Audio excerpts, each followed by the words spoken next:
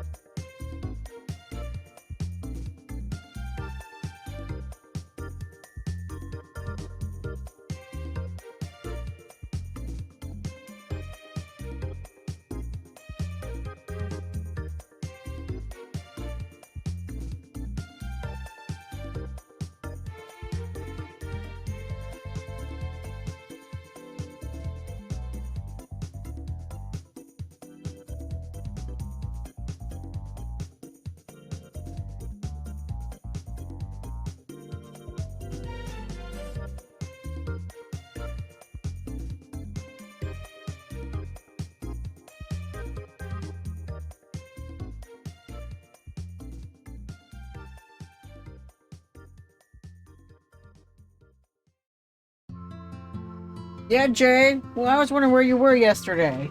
I was like, damn, Jay, you missing a Zelda stream? Who are you? It's okay, you can always watch the VOD, or come in, next week and be like, what did I miss? What the fuck is going on? But also, hello, Orville, how are you? Nana, drink water, please. Please drink water, Nana. I don't know if Cashew's still drinking water, but I left the light and the water on in the bathroom, so... If you don't see Cash in the bathroom, please turn the light off. Please turn the water off. That would be great. Cashew's drinking water, which is good. Because it's that time of year where, Cashew doesn't drink water. But we can't do a water redeem for him. Early August depression. Oh, the summertime sadness. Yeah. That is very valid. Very valid for you to get. Let me turn my music down a bit. That's very valid for you to get, Orville, I understand. I get a little funky at the end of summers. I don't know what it is. I think it's every year or every season. I get excited in the beginning and then depressed. And then I get excited and then I get depressed. August is a depression month. But then September happens and I'm just like, and then I get the depression in November, and then December I'm just like, maybe this year will not be a terrible Christmas. And then January hits and I'm like, ugh. And I naturally had to be born in August. Oh, baby. Oh. Let me just... Your birthday is very soon. What day was it again? Was it the 8th? Is that what you said? The 8th is a Tuesday. A little week from... Oh, on the 9th. On the 9th, okay. Let me look at my calendar, because I'm thinking... Because I got a little something. I got a little something.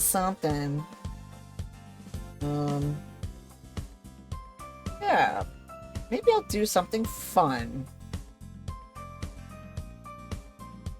I'm annoyed because... We gotta do Zelda at 8 on Tuesday next week. And I can't do Memory Loss Monday because I get home from work at 8 p.m. and I'm not happy about that. But I could do something fun on the 9th that I've been literally thinking about. So do you guys remember, okay, you guys remember how when it comes to me and incentives, it takes anywhere from, with Jill getting her blanket, that was a year and 6 months.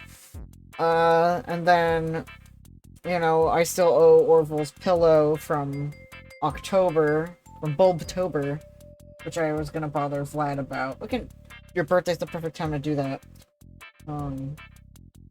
But if you guys remember back in, January, we did a fundraiser for soft giving, which unfortunately, you know, like I said, I don't work at soft giving anymore after I found out about the things that they're doing. That's kind of shady, but I still owe you guys the incentive, and the place still got the place that the money went to still got its money. So it's more like somebody's getting a huge cut on their taxes, and I didn't get any credit for it. So I love doing the work for somebody else. But if you remember, the $400 incentive was a stream where I built some Legos. I know it's not quite Legos, but Target was selling this giant beefy boy, and it's 789 pieces. So how about we do this next Wednesday? Something fun to do on Orville's birthday. A little fun, a little different. And if your family tells you you can't watch stream, you can be like, fuck you, this is my birthday present. Is me watching some weird little guy on the internet build a giant Bulbasaur. I don't care if it's Mega Constructs or Mega Blocks or whatever. But it's cool. And it's posable. The Bulba birthday. That's October 6th. I'm still trying to figure out what I want to do for my birthday. I have a few ideas. The one that I'm thinking about the most is doing, Game Boy games from my childhood. Like, shovelware. Is that the term? When it's just games that are just, like, they capitalize off cartoons and movies and stuff and just make a game based around it. And I'll, like, play some of the games from my childhood and see if they hold up. So, the other idea I have doesn't fit for October, so... But yeah, he's posable. You can put him in all kinds of poses. So maybe I'll do this next Wednesday. I should figure out what the hell I'm gonna do with my space and how I'm gonna do it. I might have to get a tray. Put a tray here. Point my light at the tray. Figure it out. I got another camera. I left in Nana's room, so we'll do that too. Yeah, shovelware. Yeah, I'll play shovelware for my birthday. That's a thought I had. I did have this idea. I'm gonna just share my idea with you guys because I already purchased the games for it, but time ran away from me. I wanted to do like a whole week of playing games based around camping. And I was like, oh, hell yeah, this is a great idea. And have Camp Bulba. And I planned this idea from like last summer. And then the summer ran away from me. And I was just like, oh, I guess... I looked at the calendar, so it was September, and I'm like, oh, no one goes to summer camp in September. People go to summer camp in July and August. And I was like, okay, I'll do it for next year. Then, I remembered it literally, like, last week. And I was just like, oh shit. I bought the games back in, like, the Steam Summer Sale. But now I don't have anything else I want. And I wanted to do another thing with that. So maybe I'll do Camp Bulba next year. Pull on my ass if I don't. I'm back. I got my groceries home. Nice. Congrats, Jay, on your first paycheck at your new jorb. I hope that your new jorb is treating you well. That you're doing the things that make you feel like you're doing a difference. That's another thing. I definitely understand that feeling of, oh yeah, I'm actually helping people as much as you can, so. But yeah, we got that idea. We'll do those Legos on Wednesday next week then for Orville's birthday. Everyone in customer service is getting a whole pizza for lunch. Nice. I love it. I love pizza. But yeah, this is the time that I'm working on my incentives now. August will be incentive month, I guess. I'll finally get as caught up as possible. I already put in my calendar that I wanted to do Chaos Kitchen the last week of August.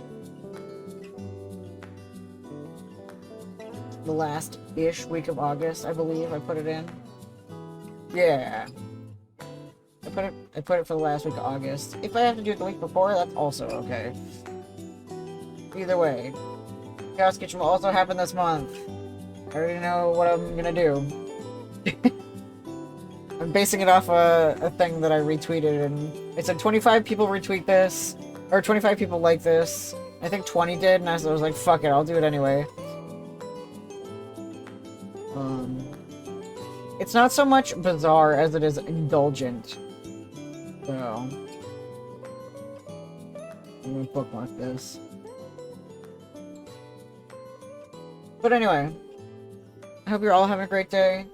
Thank you everyone who showed up yesterday for Transforce Heroes. It was a lot of fun. We're gonna do that every Tuesday.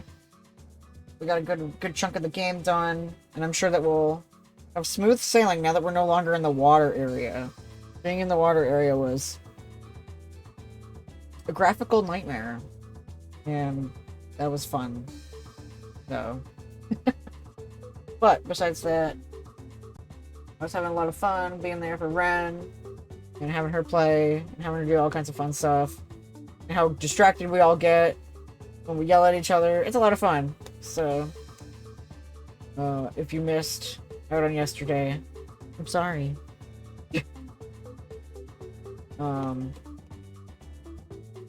So yeah, that's what y'all missed. That's what y'all missed yesterday. It was a barrel full of monkeys as 3 goons played a game for the sake of chaos. So, anyway. Monkey. Oh, barrel of monkeys. At first I was like, huh? Monkey? What did I say? That's monkey. But you're right. You're so right. This music is so good. I'm obsessed with this music. This is a good playlist. Anyway. We're playing another game now. I've been playing Arcade Spirits, y'all. I'm gonna not talk while I play this game. Okay, I'm not gonna talk a billion years because I actually want to play this game. But my problem is, whenever I play Arcade Spirits, I end up talking a lot anyway. So, like, if I cut my talking short in the beginning, it doesn't matter because I'm gonna end up stopping and talking.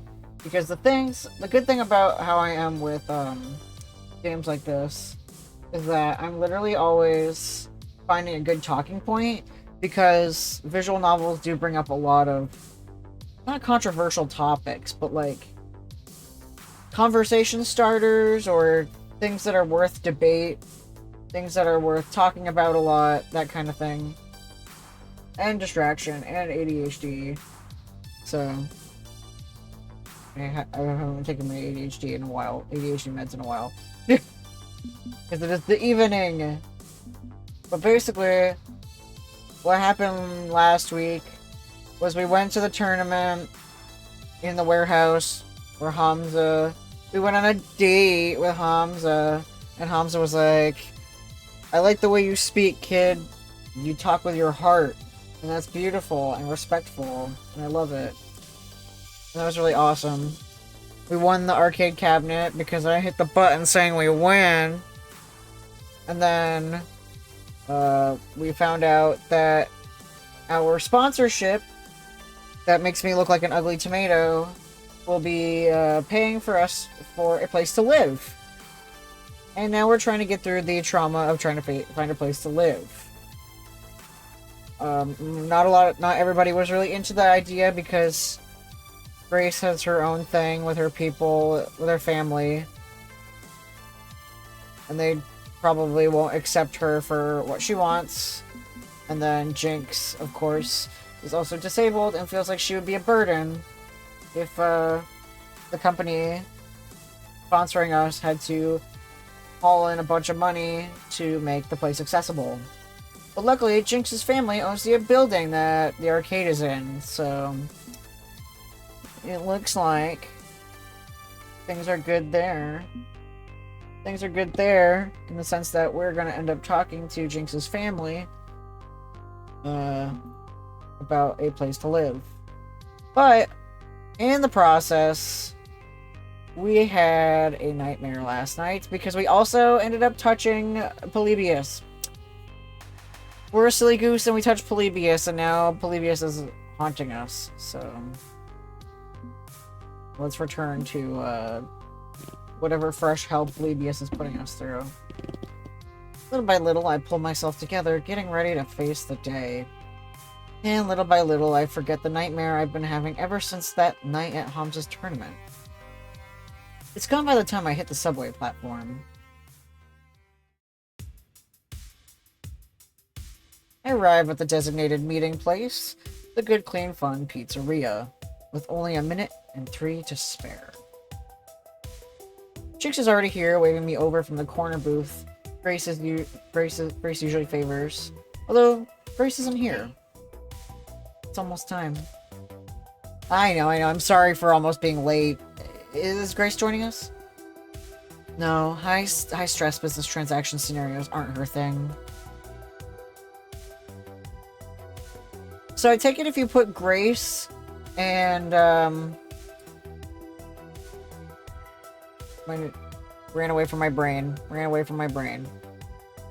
The one from the last game.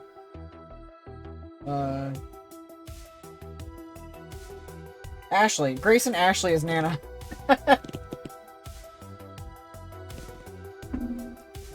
I stress. How much hard ass is your sibling anyway? I'll let you figure that out for yourself. Yeah. I understand why Grace was your fave. I like her. I think I think of her romantically because she's a lot like you. But definitely one that I'm going to talk to more on my side play. Because I'm going to go back and play these after I'm done streaming them. Highly recommend it. Hell yeah. I gotta go back to playing my file where I'm Karl Marx and I'm dating Ashley. No hints, no tips and tricks. Not my race to run. You're in the driver's seat. I'm here just for the free za while you squirm. Here, have one. Sounds paying. With a shrug, I reach over the offered dish and fetch a slice of Veggie Lover's Ultimate Super Deluxe Extreme Ben and Matt specialty. Vegan's not my deal. I gnaw my meat fresh off the bone, ideally, but John's super into healthy eating. And exercise. And yoga. So someone who's incredibly centered and confident and strong and healthy and ready to tear me limb from limb in rental negotiation. You'll see. Well, I've come to kick ass myself, and I'm not going to be intimidated by John, no matter how high and mighty they carry themselves. Oh, and they're right behind me, aren't they? Okay, I'm assuming it's the same artist from the last game. Can I just say the artist who does the character work for these games extra leveled up on making absolute meals of human beings? Like, I'm inspired. Because, like, if I had that as a landlord, I'd be like,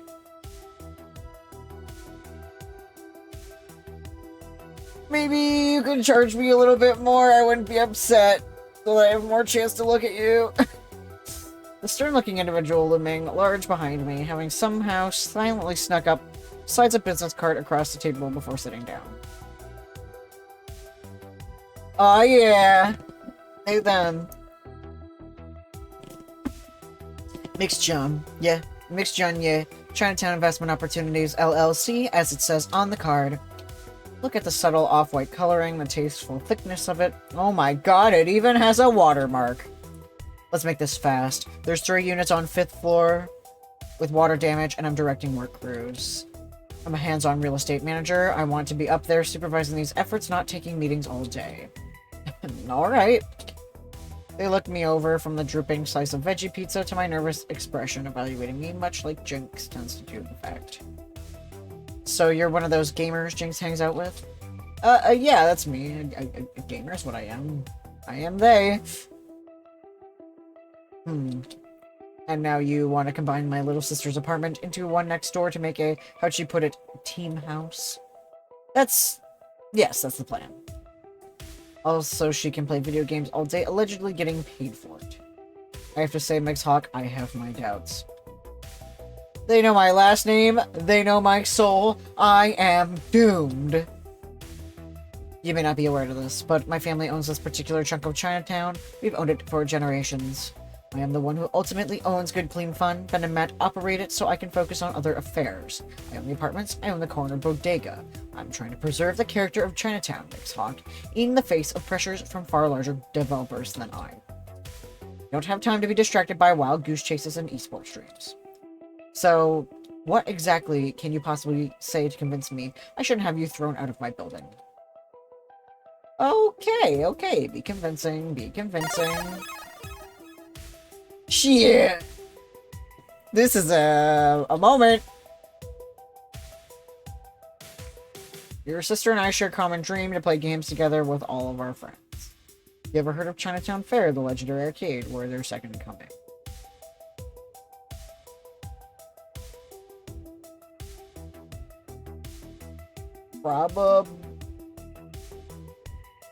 They're also cutthroat.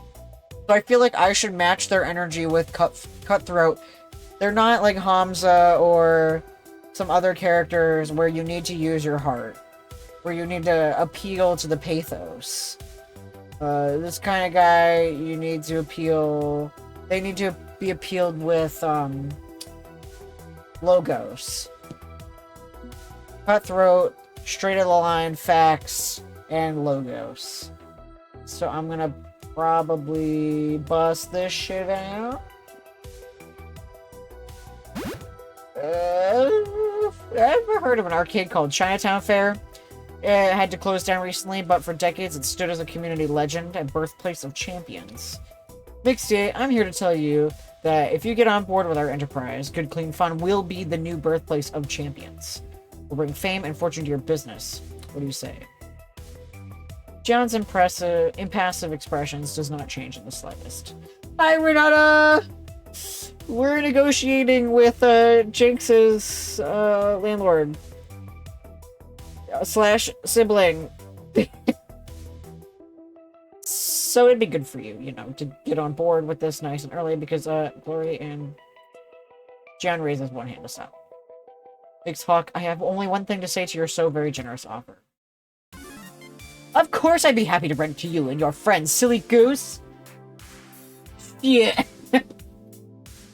Okay, I was anxious for no reason, once again. Yeah, that's Mike Hawk, dude. You don't remember Mike Hawk? The Mike Hawk? Them's being extraordinaire? A really cool they-them lesbian with a passion for video games and a rival who is a chumby femboy? Them's being. Yeah. They like hot women. And such. I love that. You never heard of them's? It's like hesbian, like a he-him lesbian, but a them's being. They-them lesbian. Of course I'd be happy to rent to you and your friends, you silly goose. Jinx just won't stop talking about how super cool you and your friends are. You make her happy, and well, anything that makes my dear sister happy makes me happy too. I'm hearing them as them-spian. Yeah. Them-spian. Like number... Oh, like a thespian. Deep in creative endeavors. Hell yeah! You do that art, or video editing, or etc. Animation. The passion to make stuff for OBS, etc. But this makes me happy. They're a human being. Because most landlords are worse than the roaches of the apartments they let. So... I'd actually decided to rent the apartment to you before I even sat down. I just watched you see you squirm a bit at first. It was adorable. Taking on too many hobbies. A girl, same. If I had a nickel for every hobby that I was trying to juggle, I'd have at least 7 nickels. Maybe more. And today, I was thinking, damn, I want to get back into reading books. I'm like, damn it. Nice. You should have seen the expression on your face, my cock. I got things I gotta do, Ren. I got things I gotta do. I wish it was an audiobook. When I'm done doing things that require me to be using my hands and my brain and my eyes, maybe I'll find time to do it. Or I'll get around to reading an hour before bed so that I can stop being married to my phone. Anywho, I blink once, then twice. My face frozen. My cock. Excuse me a moment, restarting my heart. I repeatedly smack a fist against my chest to resume normal cardiac operations. So, we're good? You'll rent the place next to Jink's apartment to balls to the wall? Crimson Tiger's willing to pay the deposit if that's an issue. Absolutely, I'll rent it to you. I like your friends. Hi, Tara! Congrats on the new song release. I haven't given it a listen to yet, but put your music on Spotify, right? I'll put it in my upcoming music playlist. I've been listening to any music that I want to listen to fresh, because I gotta be in the right brain to listen to new music. When there's songs I want to listen to fresh, I put in my... With a fresh brain, I put in a playlist and comb through that. Sometimes you want to listen to the oldies, and sometimes you are ready to explore and experience. And I got yeah, it's a sensory thing. I got your album on there. So, yeah. I'm glad that you're on the up and coming on NJ Queercore, yeah. That reminds me of this, there's some queercore band or musician I was listening to once. I think their name is literally They Them Theirs. Like they're a punk artist who plays a lot of like heart-wrenching songs. Oh, She Her Hers. Yeah, She Her Hers.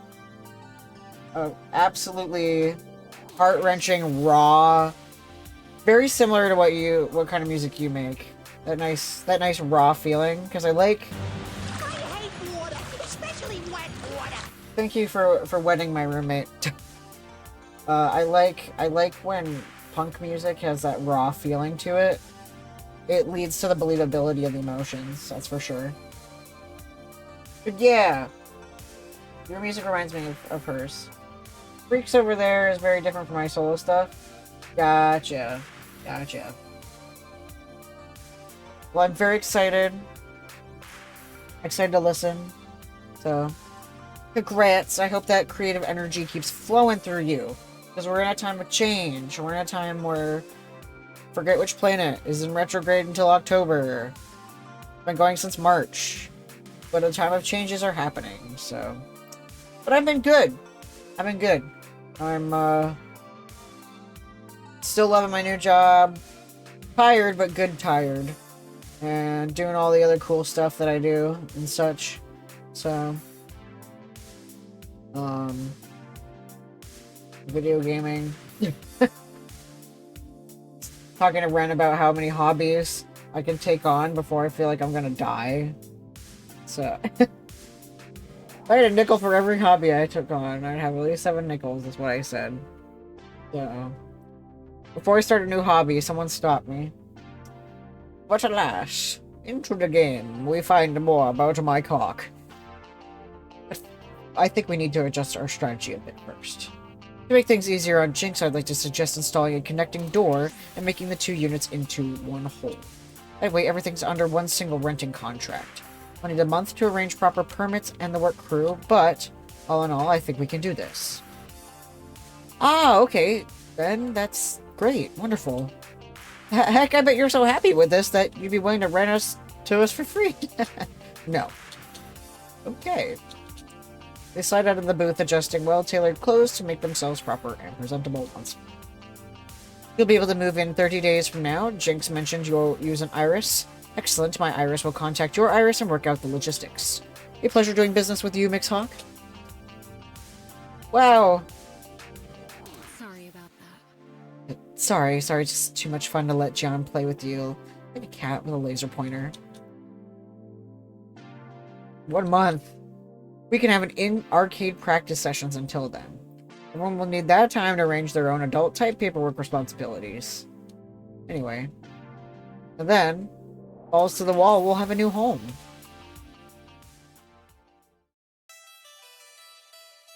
Oh boy, the month slid by quickly enough. That's how months be. We gather for a few hours at GCF's arcade to train in, and around various side jobs the team's held, taking commuting time into account. Honestly, scheduling is a bit messy. I'm looking forward to using sponsor money to get as many team salaries going as we can to eliminate that problem. But today is the day. Moving day. Trucks pull up in front of the building now, and then offloading what meager few possessions we have to haul up to apartments 108 and 109. Or, as they shall henceforth be known, Balsa Wall HQ headquarters sounds way cooler than Team House anyway. Probably best to stay out of the way and let the movers work. Just chill in the arcade for the afternoon and let John wrangle the logistics. I just remembered I forgot to change my timers from yesterday. This one. And this one. Alright. So, who do I want to hang out with while waiting for our headquarters to be made presentable? Well, obviously Rhapsody is one I'm going for. Zapper and Loxley, Domino, and Ben and Matt. Okay. I'm still torn. I love Rhapsody, I love Jinx, and I love Zapper. And this might be the stream where I make that a heart-wrenching decision. Rhapsody's just hanging out in the laundry area upon first glance. But as I approach them, I see Rhapsody watching the movers with attentive eyes, senses glued to the people moving our boxed goods. I had Irish check several moving companies for me, and these ones were the best. No moving accidents in over a year. Are you worried they're going to throw your stuff around? Nah. Not exactly. I just want to ensure my belongings make it to a new home without any trouble. I have very important items in those boxes. I'd be heartbroken if something happened to them. And I really have nothing else I could do right now, right? Everything's packed up. Now that I think about it, actually, I guess I was a bit worried. You sensed it before I could. You're really getting in tune with all of us and our feelings, aren't you, my cock? Yeah, it's what a good friend does. A manager, a cat herder does. No need to worry, Rhapsody. I'm not worried, so you shouldn't be worried. Just think of how grand this will be. All of us friends living together. Think of all the training and the laughs that'll be had. Everything from here on out is going to be perfect. Mostly. What do you mean, mostly? Might work. I do enjoy your very gung-ho attitude about everything. It makes me hopeful in turn. But oblivious optimism is not the smartest way to approach this. While most times will just be dandy, there will be also times will be issues. You need to be prepared for that. What if Sap and I have an argument over lack of peace and quiet in our room? James username. Hello. Hi. I like your name. It's James username. It is your username, and I'm assuming your name is James, but it also rhymes. I love it. How are you today? Are you a fellow fan of Arcade Spirits? Or are you just here hanging out? Either way, welcome on in. Hope you're having a great day. Yeah, W username. I gotta always point out when people got great usernames when they're creative. I am. Finished this one 5 times. Hell yeah! This is my first playthrough of this. As a Libra, life is very hard when I have to make decisions. I'm a huge fan of the first one, that's for sure. And now we're playing this one. And I won't get it done in time for the penny larceny one. Played Arcade Spirits 3 times. Nice. Penny is great. Awesome. I'm so excited to play it. I really am. I'm like, as soon as I'm done with Arcade Spirits... One of the beta testers. Nice. Nice, nice. Yeah, I'm so excited to get into that one. They told me about it coming out. I was just like, so many games on my plate. Good. Freaking out. But this, I immediately pushed it to priority. That as soon as I finish new challengers, heading right towards Penny Larceny. I keep wanting to say Penny Arcade. Penny Larceny. I'm like gonna immediately rush. Immediately throw my money at Fiction Factory. Just take my money, please. I love your in-depth storylines. Makes my heart hurt. But welcome on in. I hope you enjoy my suffering. 4 more days. It's gonna take me more than 4 days to get through this game. I play the game once a week, so hopefully I'll get to it by the end of the month. Too many games on my plate. I can talk about it. Yeah, right? Maybe it's a good thing I'm not a beta tester for any games, because if I was under an NDA, I'd just be like, don't talk to me for a month, I'm gonna go hide. That would be very hard. Very hard. I had to sign an NDA, so I can't talk about what isn't already out there. Yeah, exactly. Could not. That'd be very hard for me. If anyone wants me to be a beta tester for a game that requires an NDA, thanks! Don't trust me. Don't trust me, I like to talk. So what if Zap and I have an argument over the lack of peace and quiet in our room? What if Loxley and Domino can't agree on how cluttered they keep their space? What if Grace and Jinx start fighting over rent? How will you deal with those tumultuous episodes when they arise? Okay, so I'm probably gonna go with the first one, because that's just my loud autism, is that when someone has a problem with someone, you tell them. If you're blunt about your communication, it should work. In theory, it should work. But since I'm the manager, I have to be the more impartial one and then formulate my opinion based on that. So, probably. That makes sense to me. Not like I haven't thought about this, of course. Sometimes we won't get along. This isn't some happy, idealistic bubble I'm living in. But I also know we're all capable adults. On top of that, we're all friends. We know how to talk to each other. We just have to have an open floor from the start. And be able to share our feelings with each other. Honesty and understanding and willingness to listen is the cocktail for success. If that's the drink you're serving, I'll gladly slurp up that mix. Thanks! Gross! I love you! Rhapsody takes a deep breath and a moment to mull over my words. They seem hesitant, but wanting to continue this conversation. I don't mean to overstep my cock. I've lived firsthand with this experience. And sometimes... Fuck, we slurp it. We're slurping up the wonderful juices of clean communication, honesty, and understanding. That's my kind of slurp. You can't really slurp with a metal cup. And sometimes it gets ugly. You mean when you live with Team P2W? Rhapsody nods, a slight sadness to their smile. No matter how cheery and great it seems at first, there are things you can't possibly know about those who you're moving in with. We all have our secrets, and P2W certainly had theirs. I didn't realize how awful they all were until I lived with them. When I first joined, I merely thought their haughtiness was all an act. Most of us tend to inflate our personalities when we're in the spotlight, and I thought it was all for show. But as we know, it's not. That's not a good look. I saw them harass and abuse others in the community. Constantly. Winning is all that mattered to them, and they did everything and anything to do so. Sabotage and manipulation were always on the table with them. And no matter how hard I tried to ignore it, I had the means to win.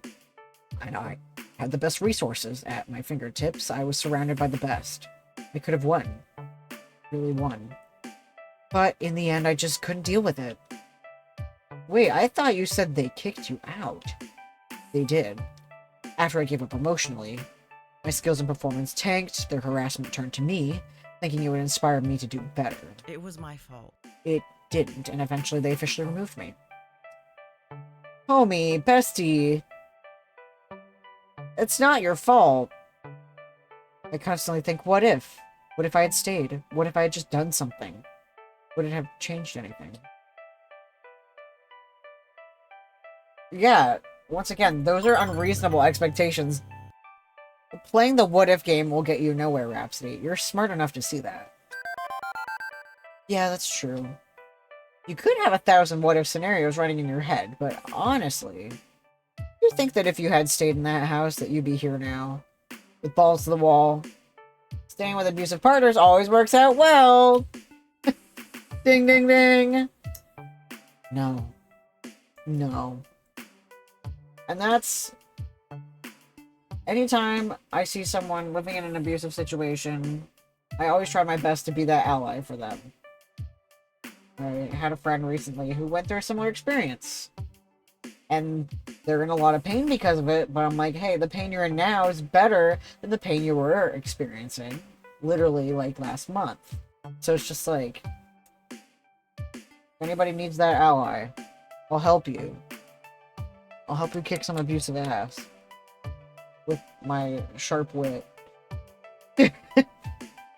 Usually I'm pretty good at being a goofball, but I'm also good at being an asshole to assholes. No harassment, no bullying, no abuse.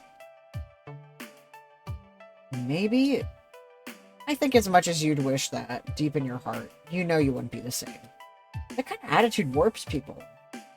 I know, because my friend Groininator joined P2W, and I can see him slowly changing. I don't even think he sees it.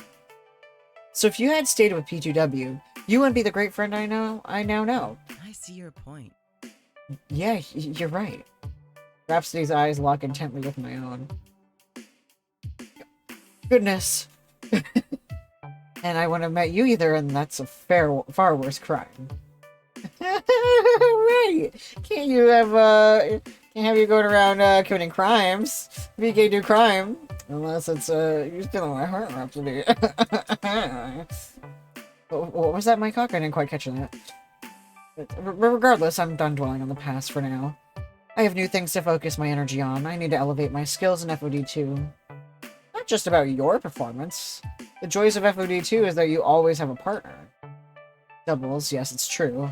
It's been singles all my life. I've never tried to achieve greatness in doubles team. What if we switch it up? This new game brings new challenges. Maybe if I can't do it alone, I can reach success with a friend. You're not alone, Rhapsody. Our success is your success. We all work together to win. And I promise we won't be a reflection of your experience at P2W's team house. That's a relief. I'm glad to not have that stress. Yeah, that's a spirit. You don't get to escape from us. Unless we all turn into zombies, then you should definitely run. I'd like to keep my brain, yes. Thanks for talking to me about all this. I think we're gonna have a great time living together. Yeah, I think so too. Rhapsody's eyes dart away from me and return to the movers. Oh, that's my casting equipment in that box, my cock. I need to make sure this gets up to the apartment without any hitches. You got it, buddy. Competition for my heart. I nod in understanding as Rhapsody jumps up and helps the movers with the doors. Reflecting briefly on my conversation with Rhapsody, sure, there will be tough times ahead. I know all of us working together should be able to conquer anything before us. I trust in this team. Trust in us. Speaking of us, I should see what the rest of are up to right now. Gimme. I must protest. God, I also want to go for Loxley in another playthrough, because, like, if my cock wasn't a lesbian, which is why they've done nothing. They should have done nothing. Now they're de facto approving of evil itself. Kidding me? What else did you expect them to do? Hold hands and sing Kumbaya? Wrong place, wrong time for that sort of thing. Okay, I am walking into a heated debate. May need to step in here. If Zapper starts getting abusive, she's learning self-control, but I promise her I'd intervene if anything goes wrong. Fortunately, my arrival draws her attention. Hey, my cock. Loxley's being an overly optimistic dreamer again. This is messy. Loxley, my dude. I get that in a perfect world, everything would be super cool, and he could say anything he wants, but this ain't that. Nor will it be, unless those with power are willing to step up and embrace empathy, rather than avarice. Okay. May as well hurl myself directly into oblivion and ask, what are you two arguing about? It's less of an argument and more of a clash perspective. Mine being sensible and his being idealistic. I'm perfectly fine with being called idealistic. Okay, back it up again. Back it up a bit and start again. I just got here. Fine. Loxley, you first. Yesterday, an esports competitor was being interviewed after a major tournament win, and in his victory speech, he declared, "Free XXX Revolution now." And the game publisher promptly banned him from play for 6 months, and it fired the person interviewing him for allowing it. Which sucks. I'm not arguing it doesn't suck. It's an all-around pile of suck. But the ban came down because a gaming event is the wrong place for politics. It's like expecting nuance on face wall. And the guy signed a contract agreeing for that. The contract wording was intentionally vague, and I doubt the company would punish him if he said USA rules, which I might add is also a political statement. I disagree, my friend. No, this is clearly fear of reprisal from the government of XXX, which is simultaneously a huge gaming market and a despotic regime. A real-life incident, here to info dump so that I know exactly what you're talking about. I might know, but I also read the word esports in the news and just walk away.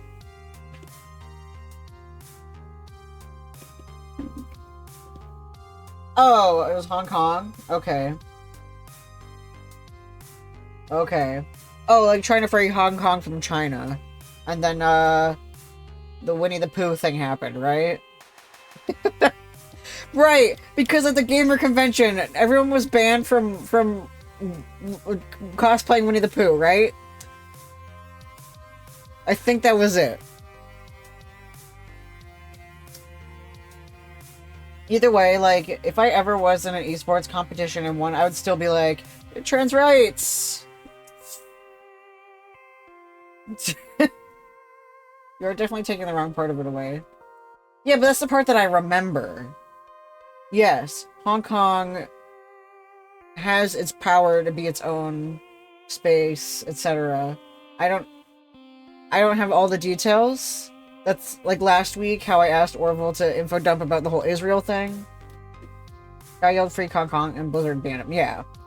It's like you shouldn't have to... Where did the tournament take place? If it took place in the United States, free speech. You should be allowed to say whatever the fuck he wants. Well, like, not necessarily whatever the fuck he wants, but like a political statement like that doesn't necessarily harm anyone at the convention or anyone there, does it? Known for their good decisions, yeah. Used to, but the crackdown a few years ago effectively ended that. Try to punish those people the world over if they can for saying stuff like that. Gotcha. So that guy's effectively banned from going to China. If he's got family in China, then he's fucked. Look what Robin Hood and Gender Bend Trap are talking about, yeah. Gotcha. There's simultaneously a huge gaming market and despotic regime. Yeah, like, China has its own version of the Switch. Maybe all Blizzard games would have been banned if they hadn't. Yeah, right? Capital seeks the largest markets possible, and China is the largest market. I see, and I understand. Same reason studios edit anything gay out of Chinese releases, they rather make money than take a stand. So it's effective to say, it'd be very hard to get arcade spirits in China. Or like, how they had to censor Steven Universe in Russia and take all the gay stuff out, so Rebecca Sugar just wiped Russia off the map in whenever the map shows up. That always makes me laugh whenever you watch Steven Universe and you see just a giant gaping hole where Russia's supposed to be. Kind of like that. I wonder if, like, games like this, where you pick your character's gender, there has to be, like, separate programming in international releases. It makes me wonder.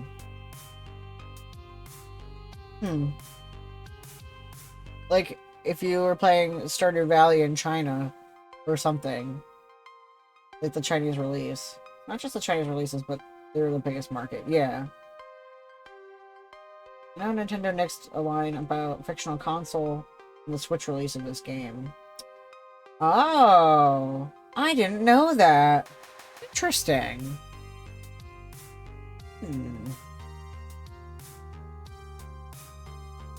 They extrapolated that it was about them. Even if it wasn't necessarily a unfavorable opinion about this fictional console. some reason WWE made John Cena apologize for calling Taiwan a country. Really? Steven Universe was literally cut short by about a season because Rebecca Sugar kept on fucking with Stan's ability to edit the gay out of homophobic audiences. This timeline, Nintendo and Sony teamed up to release the PlayStation. Oh, it was on the side of one of these machines. Oh, there's Konami, Namco. I don't remember what it was. But yeah, that's absolutely wild. The lengths that countries go just to influence their or uninfluence their Taiwan is a really fucked up country, but it is a country. Yeah. Like you can look at a map and point to it, that's a fact. Crunchy 78 talks about it, but I played on the Switch so I didn't know. Only found out in the Discord. Oh, okay. Interesting. I also did not know that there was a Discord for this. Once I'm done playing this game, then I can go talk with my fellow homies who enjoy the content. That being said, both Taiwan and China claim to be the entire government of China. Gotcha. It still makes no sense, though, that, like, you can claim a fact and get banned for it. The 9-dash line is another kettle of fish. Companies have to choose between China and the half-dozen other countries that China is stealing territory from when showing the map. Ah, I see. Most Chinese people probably don't agree with the shit, just like Americans usually don't agree with 24/7 war and... Yes, exactly! It's usually the people in power, and, like, the citizens are just like, well, we got no choice. We don't have the balls like France. Gotta say, keep it up, France. Wish that we felt as inspired by you. Because it's just like, we have the power to rise up. Do we? No. I'm not sure why. I'm just saying. France is the what are you rebelling against? What have you got country? Yeah, exactly. I did not want to get our door broken down tonight. No, I'm just stating.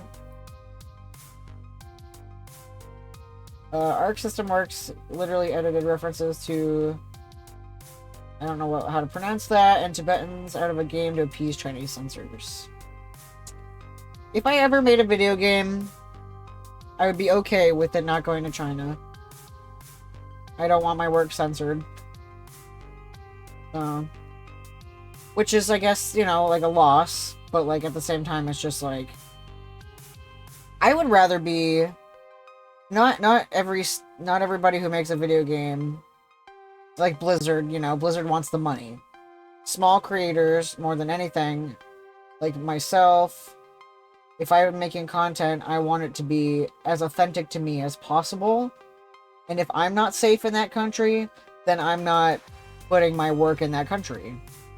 So, Disney edits every first gay character out of the... Yes! They always do a gay character that can easily be edited out. That's ridiculous. Yeah, artistic integrity. Because that's really why we make things, is by art, not for money. People make stuff for art and then sell it, and then it gets, you know. That's why it's a small kiss in the background, so it can be edited out. Yes, exactly. Like in the Buzz Lightyear movie. You are trans, so the chances of your stuff ever being released over there is like nearly 0. Exactly. Exactly. So I'm okay if my content is just chilling in the Americas and Europe. Whatever. Whatever content I make, I'm cool with that. Also, like, I really believe people can usually tell when an artist is being genuine. Like Arcade Spirits. That's some genuine artistry. Love it. We don't have time to unpack Star Wars. Don't get Orville started about Star Wars, please. He's readying PowerPoint. He's on his way. Orville, I love you. I love you so much, but holy cow. Anyway. No. This is clearly fear of reprisal from government of XXX, which is simultaneously a huge gaming market and a despotic regime. Just talking about XXX negatively is a good way to get punished, with corporations climbing into bed with them on a daily basis. Lux is right about that. I wouldn't want to mention XXX specifically by name, just to be on the safe side. Nah. This isn't about XXX, it's about games, and keeping the focus on games, not politics. All discourse is political, my friend. Games are art, and therefore political. Correct. Orville, tell me why Last Jedi was the best movie ever. No! Thank you! Do not engage Orville. Thank you, Nana. Nana was so fast with that one. If Orville wants to info dump in Discord, yes. You can talk about Star Wars as much as you want in Discord. So you said it. No, I didn't. Alright. Not this again. Look, I'm not sitting here fucking XXS's ass anymore, okay? I don't like what they're doing any more than you do. And hell, that publisher is run by abusive patriarchal fucksticks. I'm not playing cheerleader for anyone here, but expecting a video game company to do anything other than get out of the way of that oncoming freight train is absurd. It's not their place to start an international incident. And when I sit down to play a game, I just want to play a game, you know? I don't play those games that are thinly veiled military recruitment campaigns either. I want game storefronts to yank out obvious propaganda games. I want racist trolls out of the community. Keep things welcoming for everyone by keeping politics out. A bit concerning, that. And who decides what's political and what isn't? That's the rub. Bestie, baby girl, you are of the LGBTQ. People are going to politicize your experience. You are a female gamer and people are going to politicize that. There is no escape. Alright, I'll paste whatever I had written. Yeah, there he goes with his tail between his legs. all that discourse. Boom. In the Discord. I'm promoting it. Have fun. Most of you are there. Though my opinion, I like The Last Jedi. And that's it. That's all you get. I feel someone needs to stand up for this. Or this is just going to happen again and again. And as a member of the gaming community, I'd like it to be us. It's also important for those of us who have platforms of privilege from which to speak that we use them boldly against the evils of the world. But we both ranted enough, haven't we? Considering my cock is our acting manager, Cat Wrangler, I'm curious how they would interpret the situation. Just in case I feel like, I don't know, making a scary political statements after balls to the wall wins the pro tour. Holy fuck, people, you're dumping this on me now? No worries, I support my friends. I'll respect your wishes on this matter regardless of what they are. You have my loyalty that will always come first. Yeah, let's not back my cock into a corner on this one. I'm cool with whatever you decide. So, also side note about the server, I went through some serious shit recently thanks to everyone who listened. There's a difference, you know? I'm so glad, because I know, Tara, that, like, you're one of those people who, like, you're always there and you're lurking, and you're not always, like, participating, and that's okay. And, like, I didn't have the energy to respond, but I'm also glad that you've been tackling a lot of serious emotions lately, and the fact that you're still going, I'm super proud of that. Take this. Proudness energy. I'm so proud of you. It takes a lot to get to that level of self-awareness. That's not the word I'm thinking of. Not self-reinvention, it's self-healing, perhaps? Just that level of taking care of yourself, watching yourself grow. And thank you. You're proud of me. And you're right, I've grown a lot in the past year. It's a lot. It's definitely a lot, but I don't think about it so that I don't get emotional about it. But alas, that's how video games are. They make you think about your emotions. Wow! Great job, the Bulba Boy! You did a really good job promoting that at the right time. Thank you. Right after I typed it. I am. You're worth being proud of, bro. Thank you! I don't want to have emotions. Yikes! I'm really bad at taking compliments, thank you. So, do you think it's reasonable to disallow politics at gaming event, or is it reprehensible to silence them? Like it or not, game companies are expected to provide neutral ground. Should take what they stand for. Probably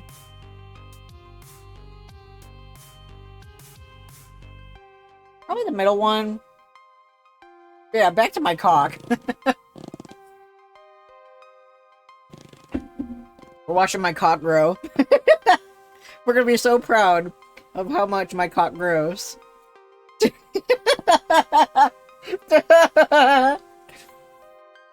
Oh man. So player says something XXX doesn't like, and XXX is a huge gaming market. I can't see any other possible outcome for this situation. Every single step along the way stands to reason. The ban stands to reason. But it's also a complete mess, and I can absolutely fault the company for getting into this situation to begin with.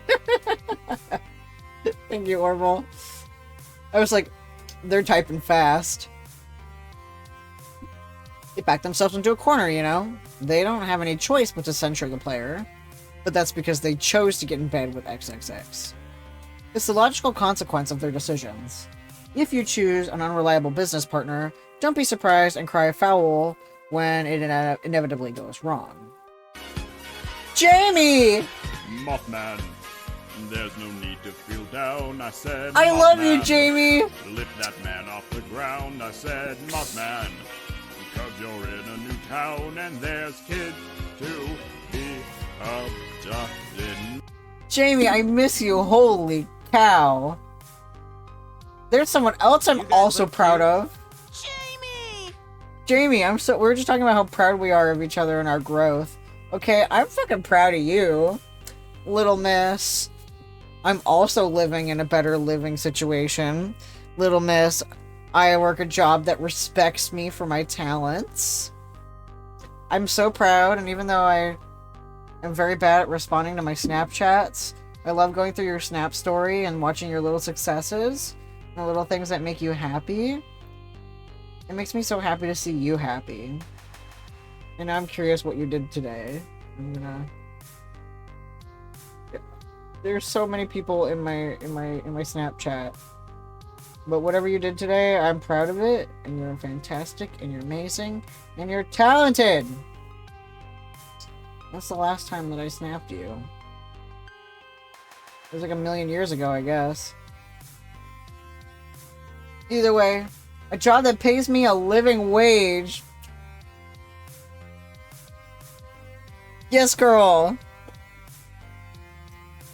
Bring that good energy this way, because holy cow. Anyone else in here who wants to work a living wage? Hey, borrow some of Jamie's good energy there. I saw you did that poster or banner for a sports team. And they put it up over the stadium entrance or something. That looked really cool. It was a nice, simple design too, but it was like, oh, this stands out and looks professional, and that's so cool. Like, I'm so happy. I'm just like, my friend. Well, I'm glad that you're here and you're sharing your joy and your happiness. She's sharing her bulba joy. This is so beautiful. So I'd say that they did what they had to do to keep their innocent employees from getting hurt. The women's soccer team. That's so cool. That's in the city that you live in, right? I don't know anything about soccer. I'm gonna assume that some of those soccer players end up in the Olympics, I guess. I don't know. I don't know anything about soccer. But women's soccer is better. I know that women's soccer is better than men's soccer because women's soccer, all those players always do like backflips and stuff. Or they have more dramatic games, I guess. So I said they did what they had to do to keep their innocent employees from getting hurt, but they should feel the sting of consequence and community pushback.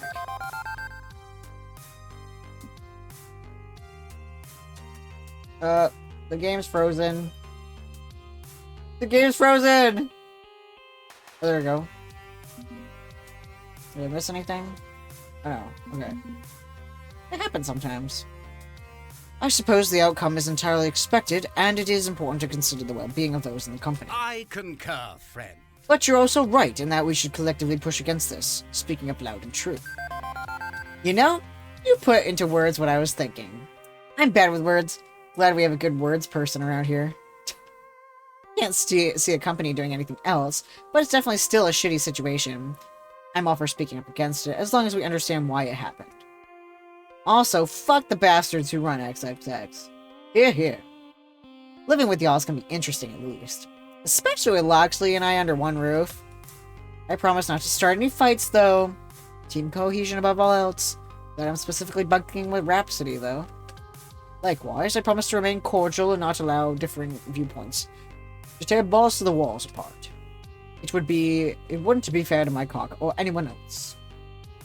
So 3 cheers at Balls to the Wall HQ. Long may it stand.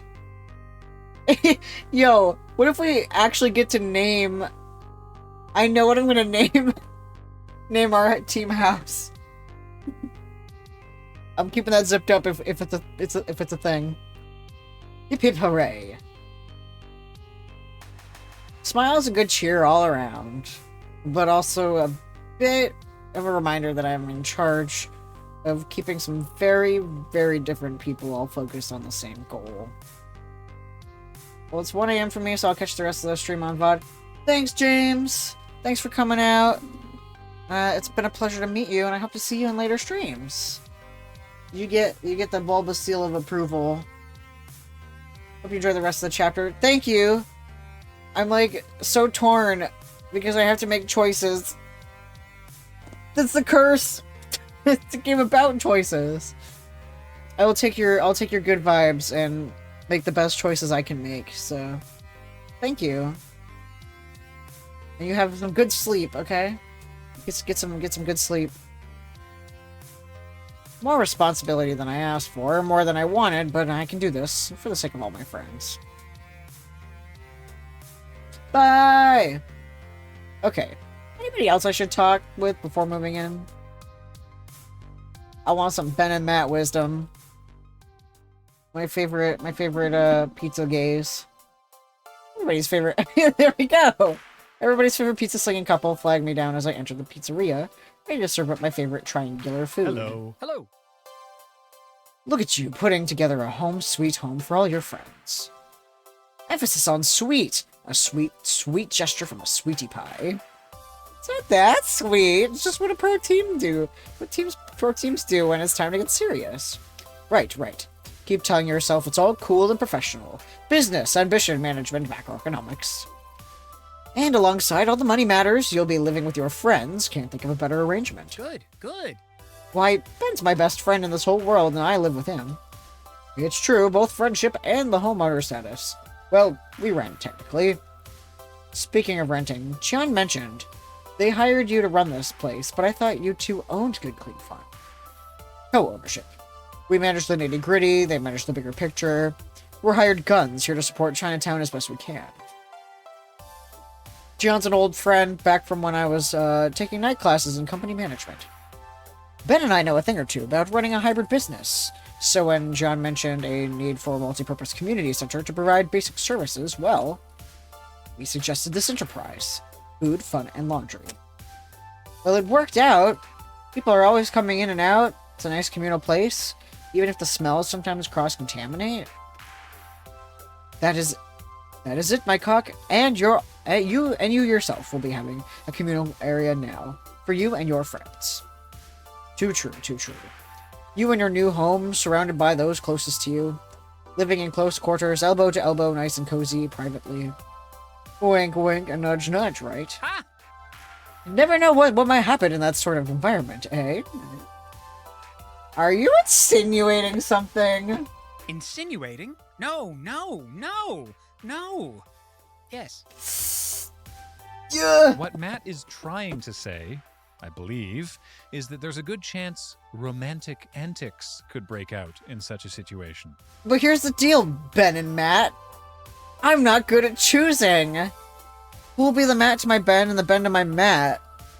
Since Nana said I already fucked up the possibility of getting polyamory. Not that we're suggesting you had uncouth motives in assembling this arrangement, just that, well, things happen, you know? Yeah. Well, maybe.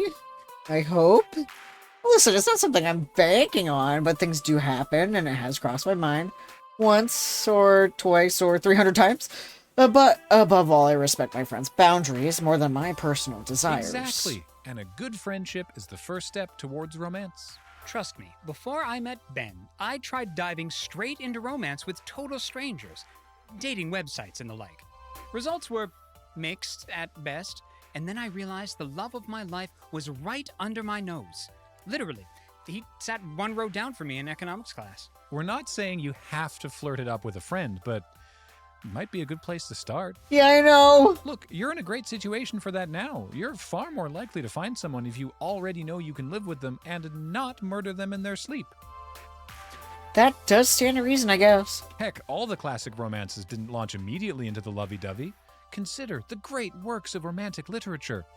Sam and Diane, Monica and Chandler, Niles and Daphne. Mulder and Scully. Ooh, also Jerry and George. Not sure about that last one, Matt. You have your canon and I have mine, Ben. I was gonna say, do you think Ben and Jerry explored each other's bodies?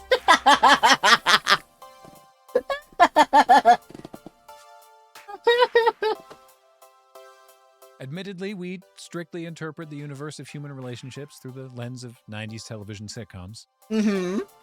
Wait, The X-Files was a sitcom? The show certainly got laughable as time went on. Did it? I don't know, I haven't watched it yet. Okay, I get it. I've watched plenty of shows, sitcoms, or otherwise to know what I want in terms of love. But why the old birds and the bees pep talk from you two specifically? Well, is there anyone you've got your eye on? Not committing to anything, no, but call me curious. Who tickles your fancy? There's a choice. I smell a choice. Hello. Thank you, Roger J. Oh, that was good timing. Oh, I see. You're just trying to get me to spill the tea. Bingo! But Matt sheepishly grin. I guess it makes sense. They've been watching all of us interact day in and day out. And if I had their vantage point, I'd be asking those questions in my head too. Fine. Consider it spilt.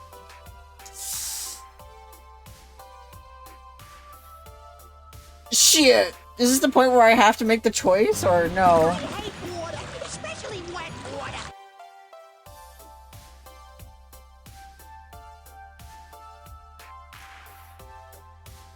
No, yeah, well they said that I can make the choice later on. But can I talk to them about multiple people? Is my thing. Like, seeing if you're past the point of no return.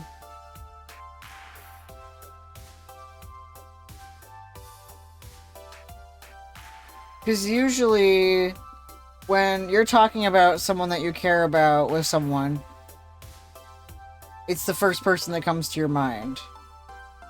And I'm like, Zapper, Jinx, and Rhapsody are still fighting over me in my brain.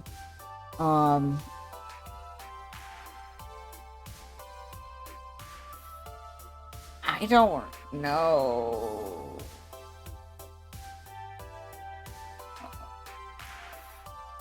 I kind of want to go with Rhapsody because they're a lot like me, and I kind of want to go with Jinx because goth girl, but also hell yeah, I love disability rights, and I like Zapper as a character, not someone I would ever go in for in real life, but love their vibe in that.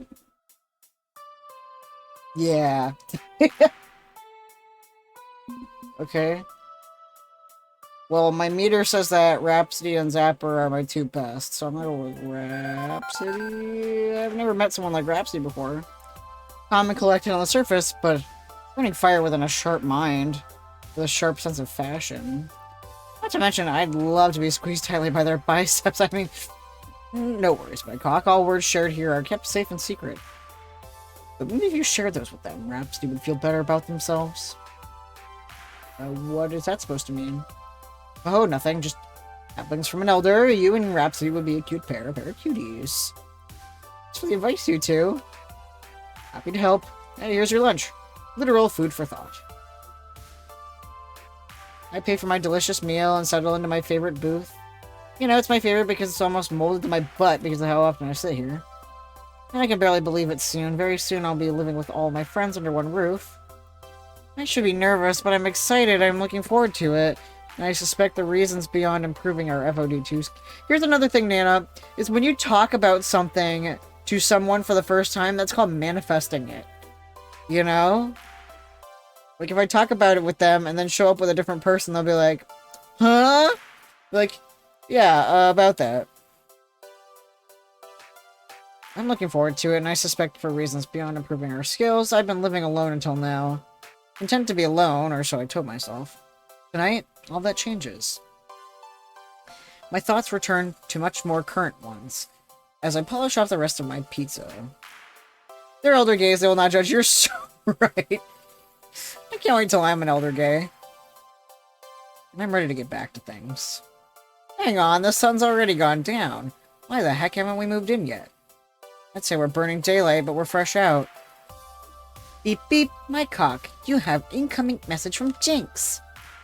Hey there, John's trying to get our arcade game working and running into problems. An idea how to boot a custom arcade PC. Real mess up here right now. Oh, it's just a PC in a fancy wooden box. I thought arcade games were all specialized hardware. Retro games, yes, modern ones tend to use the off-the-shelf components. Want me to reply to her? Oh, I've got another message for you. This time from Grace. I could use a hand moving my game collection. Can you take the subway from the 23rd Street station? Moving these boxes myself is proving difficult. I don't think I can leave either of them hanging. Rhapsody could easily get an FOD2 machine going. You're a computer type of person like you. And I'm sure Loxley would be more than happy to carry some boxes for Grace. So who should I send where? I feel like in this scenario, Grace needs my help the most. Because... Oh, Grace needs my help the most. Because, Grace is going through some personal trauma. I helped one nervous person move. I can help two nervous people move.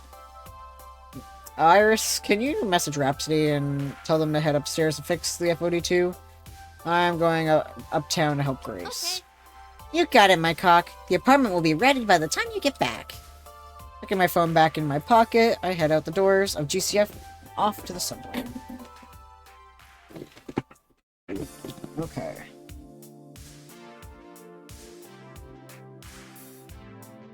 With half the city packing it in for the day and the other half getting ready for the night ahead, it's a fairly crowded train ride up to 23rd Street. I rarely go uptown, not much point. It's where all the finance and business hubbub goes down and where the rich establish their legacies. Guess this is where Grace used to live, in her family's manor house. A manor house in the middle of the city is being pretty damn weird to boot. But while I'm expecting to get further directions from the tram station to meet her at her home, she's actually at the station and waiting for me. Along with 4 giant cardboard boxes packed to the brim with plastic cartridges. Honestly, it's a miracle I managed to carry them all myself, but when I got the turnstile, well, I realized I couldn't do this on my own. Thanks a bunch. Thanks for coming, my cock. Moving the... Moving these is so much easier with a helper. The old game console carts shifting around in my box as the subway rattles around menacingly are a bit worrying.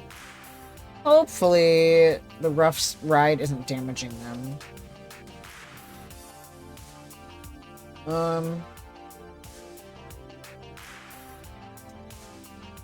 Okay, I don't want to judge her for the first one. Because obviously her response is going to be like, oh, well, I'd rather move my own stuff so I can guarantee it doesn't get damaged. I don't trust people because, you know, I've created sentient computers. I've created sentience on accident. And not a problem. Hauling is a little too aggressive of a word for her. She'll probably think that we might damage her precious stuff. So. Is this safe? There's 4 boxes and 2 of us. If we accidentally drop one, gonna break any of your games? We had a moving service available, you know, more people might have been safer. Don't worry. Games back in the 80s and 90s were basically kids' toys. You can drop them and they won't shatter or anything like that. And no need to bother anyone else. We can do this. I have confidence in the safety of my collection in your hands. I guess you wanted to focus on your games first and foremost, right? Clothes, furniture, or other knickknacks can come later. I already kept some of my clothes at Jinx's place. That's all I really need. I live digitally, not physically. Well, okay. So, old video games are a bit more physical and plasticky than purely digital, but you get the idea. This is odd. Everyone else, excluding Domino, had oodles of stuff to move over at the new apartments. Given what I already know about Grace's living situation, I think I have a guess why. Grace, level with me, okay? You didn't sign up for moving trucks to show up at your house. You aren't taking any other stuff other than your game collection. It's almost like you're sneaking out of your family home. You left a note. You left a note saying you're moving away from home. You know what, Grace? I don't blame you. That's how I came out to my parents' trance. It was with a note taped to a book. I don't like confrontations. I didn't want a huge confrontation. There'd be yelling and demands, and they'd put all sorts of guilt on me, and... Yeah, Nana! Yeah! Relatable! They put all sorts of guilt on me, and I just wanted to quietly slip out, not be a bother to anyone, not stir up any trouble. I mean, it's, I don't need any stuff from my home. All I need are the games I love. And if they get mad, well, I can deal with that later, right? Family drama alert! We have reached DEFCON 5. Whoop, whoop, oh, whoop. But what's done is... Okay. But they live in the same city, so if she wants to spend some time with her family, she can just jaunt uptown, spend a night or two, jaunt back downtown with us, spend a night or two. She can ping pong between, you know, wherever she feels safe. Autism beat down. My girl could overthink situations and ruin her own mental facilities. Clearly she's uncomfortable talking about it. I can help her deal with the fallout later. For now, I should try to keep her in good cheer. So, how many games are in these boxes anyway? Be about 200 NES cartridges, 100 SNES and Sega Genesis carts, about 100 loose discs for the Sega, Nintendo, PlayStation, and the Atari XLX. Plus a few mint rares and some prototypes. I've got a box stadium events and a Nintendo World Championships break card.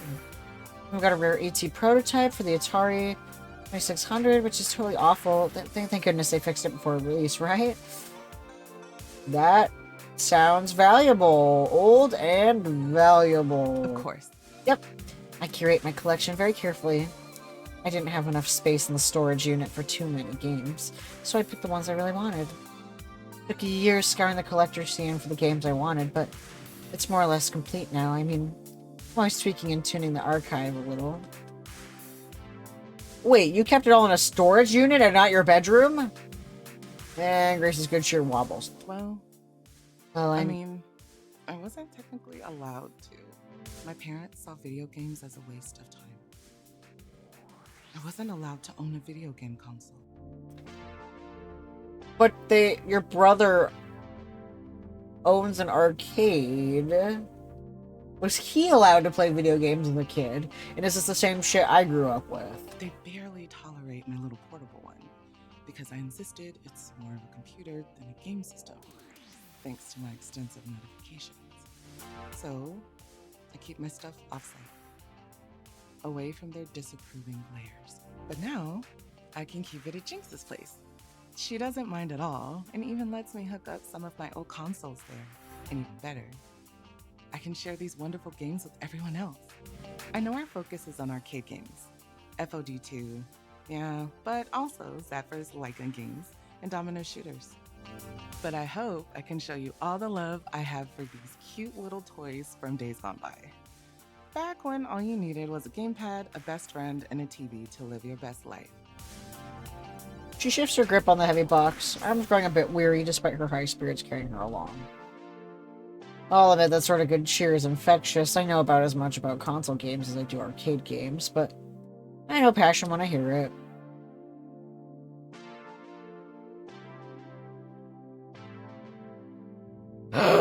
Let's do the Mario! Swing your arms from side to side. I think what this calls for is an all-night marathon of Italian plumbers jumping on turtles straight through until dawn. What do you say once everyone's done celebrating the big move-in, we set up your game consoles and get to gaming? I really don't think that's, okay. I mean, I mean, I think I'm going to want to sleep tonight, actually. Trying to pull less all-nighters, not more.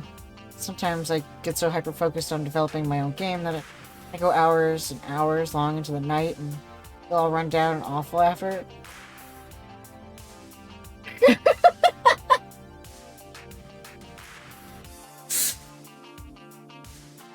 My Nintendo special interest! Our autisms are bouncing off each other. Just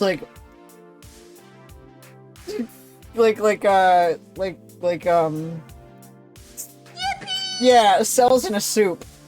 She said, nah, it's just I'm like, girl, self-care. Play your video games all night. I mean, not that I don't want to play games with you. I'm just saying, I'm trying to say that I wouldn't mind even playing for hours. Just, it's cool, I get it. We have plenty of time for console games in and around FOD training too, right? Right. From the screech of the brakes and the way my center of gravity protests, it seems the train is slowing down before the Chinatown stop. And here we are, ready to make balls to the walls, headquarters official. You bet. I know I was a little hesitant at first with my family situation, but I think that we're really going to get along just... And who the fuck is this? Just as the doors start to open, someone slams into Grace, knocking her to the floor. The box pops open, games scattering everywhere. The man quickly spots a white cardboard box in the pile, grabs it, and runs out the doors before I can even react. Instinctively, I move to help Grace pick her up herself along with her fallen game collection, but she waves me away as she gets to her own feet. Oh no. You've got to stop that guy. He's got one of my favorite games, but... I'll handle this. Just go, please. Feels weird abandoning a friend, but that insistent look in her eyes gives my feet wings as I sprint from the train and up the stairs. Am I doing this? Am I seriously doing this? I'm doing this. I'm seriously doing this! The thief isn't exactly a world-class athlete, so catching his trail is easy enough as he dashes through the streets of Chinatown. But he still has a head start. If he makes a few twists and turns and ducks around a corner or escapes my sight, my heart's pounding out of my chest as I desperately wish I had done some actual freaking cardio instead of playing FOD2 endlessly for years. I need to get an edge on this chase, or he's going to escape me. Raw speed isn't enough. I'm going to consult Iris. Hoping Iris is listening to my personal conversations like she usually does. I call it for her. Iris, use your city maps to find a shorter route and catch up to this bastard. Already on it, my cock. Left down the next alley and right coming out of it. Okay, I can do this. Enough games with those stupid quick time events to make quick decisions. My feet skid a bit on the pavement as I hang a sharp left, scrambling down a filthy alley. Across the street. Lights red and the crosswalk's clear. Between those two buildings. Turn right. I'm seeing spots as I desperately pump my legs, trying to close the last gap between myself and the fleeing game thief. And finally, he makes a mistake. He dashes into a dead-end alley, allowing for me to catch up. Nowhere to run now. He's too out of breath to even form a complete sentence. There's my chance.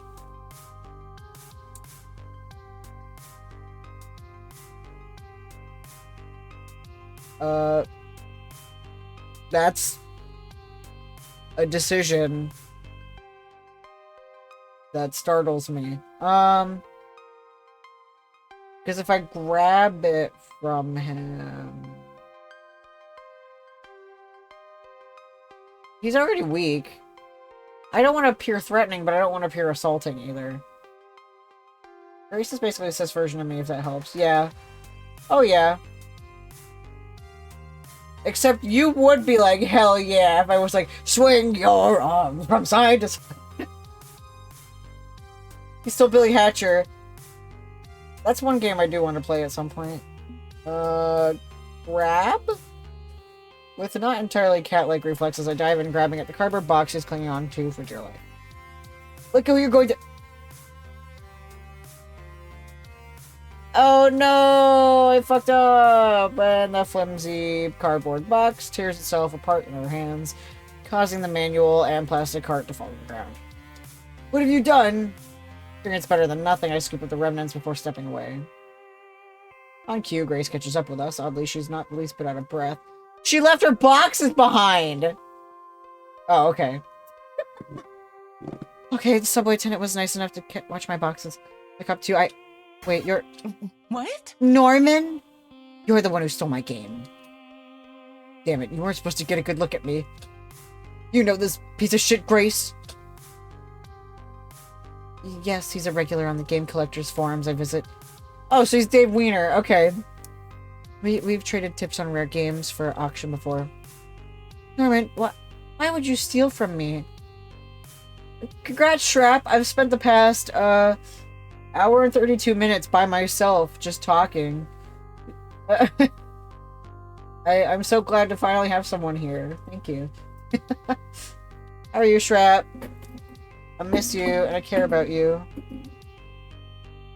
Norman, why would you steal from me? Because you don't deserve this game. You aren't a real collector. You're trying to get a full set.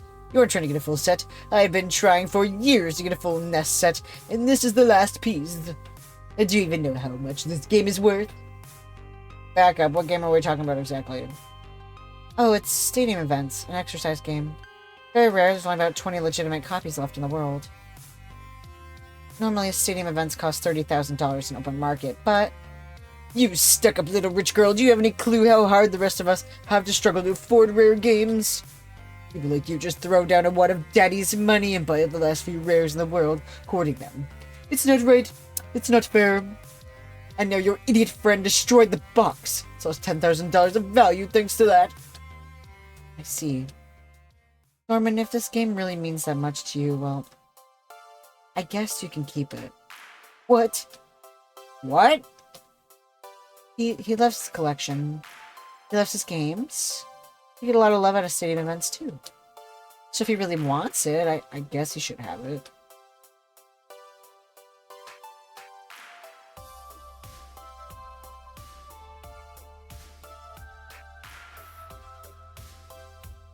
I don't agree, necessarily.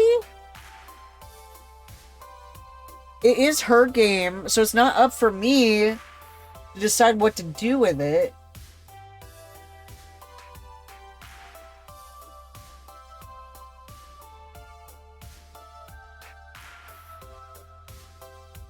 I want to take the neutral path on this one. Because once again, like, yeah, I fully agree with this one. He tried to steal it, don't reward him. But at the same time, this is what she wants. And I don't agree with it. So I'm going the neutral path. Grace, I get you don't like high-stress confrontations. That part's over and done with. I've got the game back. He doesn't deserve your game. Let's just get out of here. Oh, it's not that. I'm the least bit stressed right now. In fact, I'm delighted to share what I love with other people. Norman, if this Stadium Events would bring you happiness, Happy to give it to you. It's counterfeit anyway. Totally worthless. Ah! I fucking mad dashed across the city for this? God, my heart's pounding. I just pumped my legs across the whole fucking city. Why the fuck?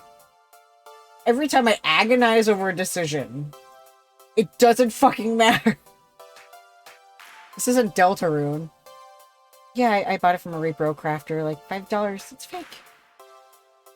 You own a fake stadium events. Okay, I'm cheating Anagonie, alright? God, we gotta rewatch that. I never watched the 4th season. Why do you own a fake stadium events? It's a total garbage game aside from its resale value. Aww. Hey, I really like that game. It's great for my daily cardio routine. Maybe this is a sign that you really shouldn't agonize over these decisions. It's almost like it's supposed to be fun. You know, Shrap, maybe I'm having fun being in agony, okay? I get to look back on my peril and be like, good times. If you can find the same joy in this game, well, I'd be happy to. And he practically hurls the game at us in disgust. Wait, what if she's lying just to get him off her back? I don't want your worthless counterfeit. I'm trying to complete my collection and flip it for enough to buy a Ferrari. This whole thing has been a waste of my time. In a cloud of absolute fury, he marches past us, exiting the scene. Huh. Should we go after him or something? Maybe it's for the best. I'm not really interested in pressing charges. I got my game back, and honestly, I don't need more stress in my life. Yeah, an ACAB. That's unfortunate. I'm a little disappointed to find out he only wanted the game for its resale value, though. I go to the collector's forums because I want to share my love for video games. But some people are only in it for the money, well... Yeah. Real collectible, yeah, right? Like, damn, it makes me wonder, does Dave Wiener, like, see the fucking... see the WarioWare book? Just snatch it out of a child's hands? After all, Dave Wiener lives in Pennsylvania. And where else was that WarioWare but in Wario Land, my bad. Where else was that Wario Land book but in a Goodwill in Pennsylvania? I meant Wario Land. I meant Wario Land. So what I'm implying here... Thank you, Nana. What I'm implying here... A child. Yes, what I'm implying here... I am a child. What I'm implying here is that, Dave Wiener thought it was disgusting that Wario Land was in a Goodwill and decided that it was better off in his collection. So... even if he doesn't even fucking read the book. Which Orville, has Dave Wiener read the Wario Land book? I go to those collectors' forums because I want to share my love for video games. Right, some people are only in it for the money. Well, it's a pity, you know? So, shall we get my stuff back from the Subway Transit Authority and head on down to Good Clean Fun? He's reviewed it, so yeah. But how many copies does he own? The website only shows that he has it. It doesn't show how many copies he has. I wonder how she would react if someone told her she was a video game. Yo, you're right. She'd probably just be like, yippee. Basically. I cocked. Just swallowing down a massive headache. You know, you've really helped me out through this transition. You were there when I was scared about my family's reaction. You were here for me Thank tonight. you so much. I don't know how I can say thank you enough for all of that. You really met me recently, yet I feel I can trust you completely. Yeah, no problem, Grace. I'd do it for anyone else. I'm your coach, manager, cat wrangler, aren't I? That's what I do. And I can do it. Damn well. That you do. I'm glad you're here for everyone else, too. I see great things in our future. Okay, let's get home. Our new headquarters awaits. Should probably have an existential crisis for a few minutes, followed by, oh, that explains a lot about how the world works. So they go in to reshape her life in a nihilistic view in a positive way. Yeah, exactly. She'd just be like, for like 10 minutes straight. This is it. Culmination of my efforts. No. Our efforts. Everyone had to pitch in. Jinx giving up her personal space. Grace willing to deal with a family situation. Everyone agreeing to uproot their steady day-to-day lives in favor of making Balls to the Wall headquarters a reality. With the last details handled, we gather outside of the 2 front doors of our suite of apartments, ushered in by John. He's eligible for being a fighter in Smash. Yeah, right? Are they gonna add Penny Larceny to Smash 5? Or is it Smash 6? How many Smashes are there? There's the first one. There's the Brawl one. There's the Melee one. There's the one, the Ultimate... Yeah, Smash 5. Yo, this shit looks good! How did we decorate it on the day that we literally moved in? Oh, Smash 6. Okay. Smash 6. Okay. Smash for the 3DS and the Wii U? Oh. I mean, hey, there still isn't a VN rep. Why not have one from Arcade Spirits? Yeah, exactly. There you go. Yeah! Yeah! You can have... Sonic is retroactively... Yeah! Because of, the murder of Sonic the Hedgehog. And clearly Minecraft Steve is the Pornhub rep. For the Fate series. I don't know who Saber is, but cool.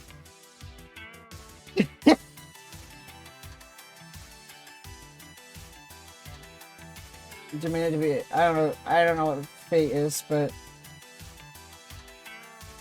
Thank you for your patience. I wanted to make sure everything was just right before the big unveiling. Is that a cat tree? Do we get a team cat? I don't know what that is. I've never heard of that in my entire life. Without further ado, welcome to Balls to the Walls headquarters. Every single stream is just Shrap being shocked by how little I know about video games.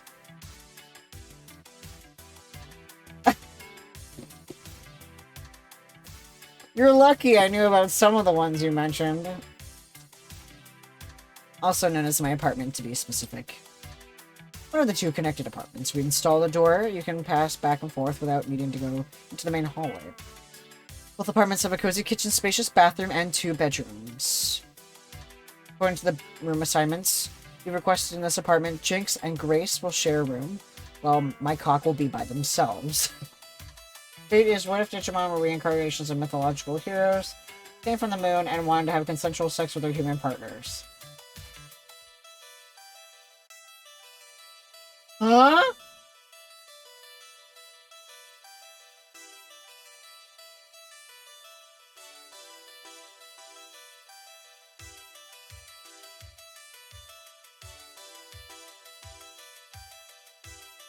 Like fucking an Ultra Beast?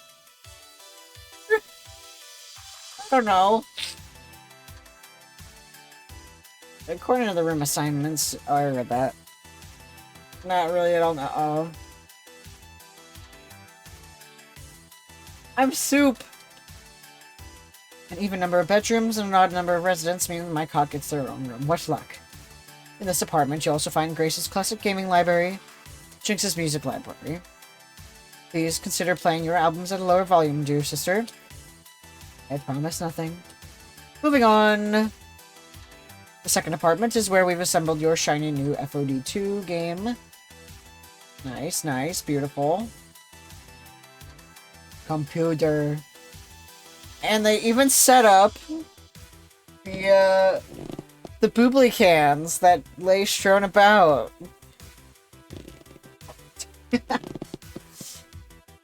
Here you'll also find Rhapsody's streaming rig and a kitchen fully stocked with your favorite snacks. But please eat something other than pizza, bagels, and nachos. We've installed a stove for that reason. And that's John. They, them, John. Like J-I-A-N.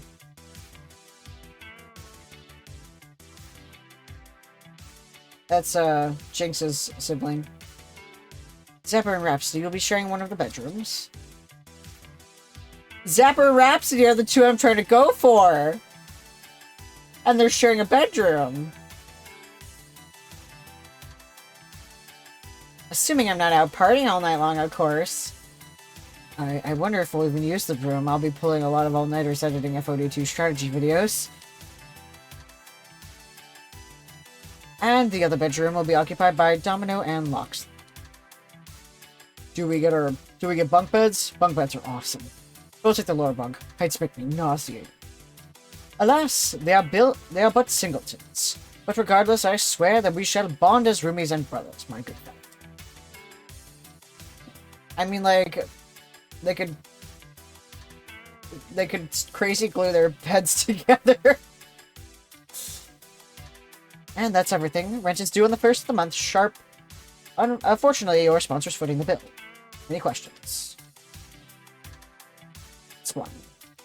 Jinx's sibling and my cock's de facto landlord, yeah. Just one. Oh, yeah. Who's gonna play the very first round of FOD2 on this sweet new pad?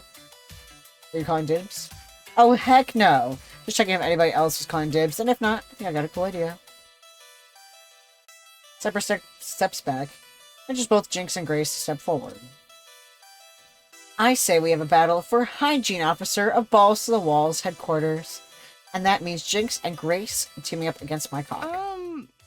What? Accepting. Great losing. Great. Losing team has to clean our apartments for a week. There's stakes now? Oh dear. It's cool. We're gonna clean headquarters by wiping the floor with my cock. You got this. You and I got this, Grace. Okay. Okay, then. We got this. We'll win. I just know it. Okay then, as my partner, I'll pick... Oh, no. You don't get to pick. We need to make this fun. You're gonna use online matchmaking and team up with a rando. What? Nice. What's the matter, my cock? Don't think you can carry some scrub to victory? Let's go! Friendly curb stomping sounds like a party I want to go to. Let's do this. Get beat by a goth girl. We gather around the single screen game, plugging in joysticks, keyboards, and such. More cramped in the spacious 2-screen deluxe version downstairs, but we manage. Let the matchmaker spin its wheels until eventually it settles on...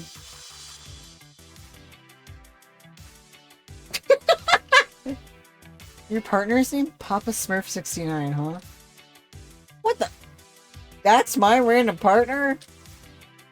Silly name, but so what? No. I know the handle. That's not just some rando. That's Grindinator's Smurf account. Smurf account? An alternate faint game handle you play under when you want to fight without anyone knowing who you're with. Oh, okay, like your alternate Twitter. So you can like whatever the fuck you want. What the hell is Grindinator doing playing on that old Smurf account? He's a big-time P2W competitor now. Well, I think it's sweet that you're going to be playing with an old friend. Okay, here we go. He just scrubs toilets for a week. Okay, you don't have to clean the toilet that often. Especially if you put a little thingy in it. You can put the thingy in the tank. And scrubbing the toilet is not that bad. You just use the brush. It's chores on the line, and my rival for some reason ending up having my back. I get my fingers on the keys and get ready to fight. Versus. Smurf account is used to play in lower ranked matches so that we don't have to play it seriously. I don't want to win or lose. I want, for once, I actually want to try this. Okay, if I remember, defense protects from attack. Attack protects from specials. Yeah. It's... This is weak to this. This is weak to this. This is weak to this. I'm gonna assume Grace is gonna do this one, so I'm gonna defend. Oh, okay. That's fine.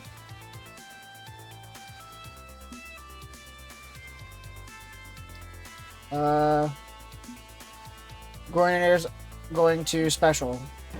Shit! Okay, so Jinx is a ultimate off the beginning. Okay, okay. Now I'm going to special. Yeah. Manage to pull off a wicked special move, sweeping energy kick right into the face of Grace. Special beats their defend, you earn 100 points.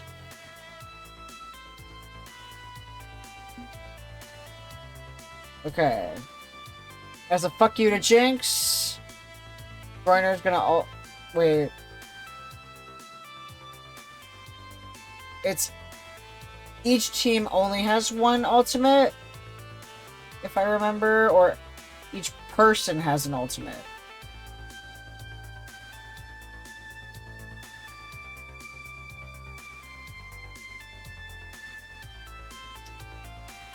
I think it's each person has an ultimate.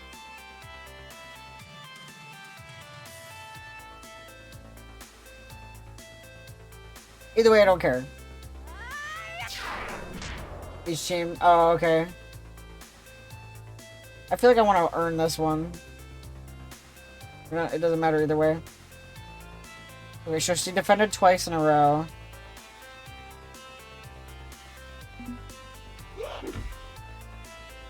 Fortunately, Grace has way too many of them, and defending is hard against my... Oh, okay. Yeah. Oh well.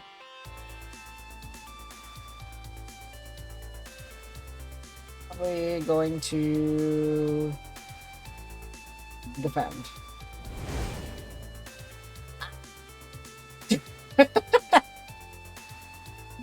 Okay.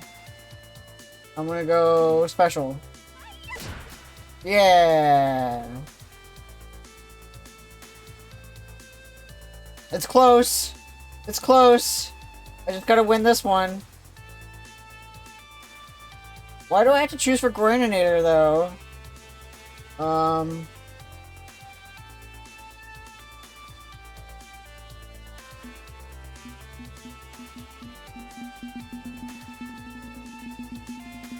I don't know Jinx's style. Orville's bad at making this. It's okay, Orville. You go when you feel like it.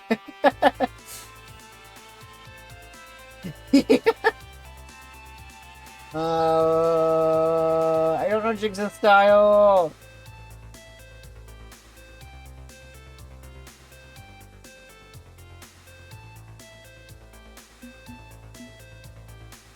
This is you, Orville. The chubby fanboy. I'm going to defend. Shit! You lose. That's okay. I don't mind cleaning the toilet. I don't mind cleaning the toilet. And plus, I don't want to offload chores onto my nice disabled friend. Oh my gosh, we won! We really won! Good work. Good work, Grace. We make a damn good team. Indeed we do. I know I'm not as serious as a competitor as you, but I have to admit, I really felt a rush there coming out on top.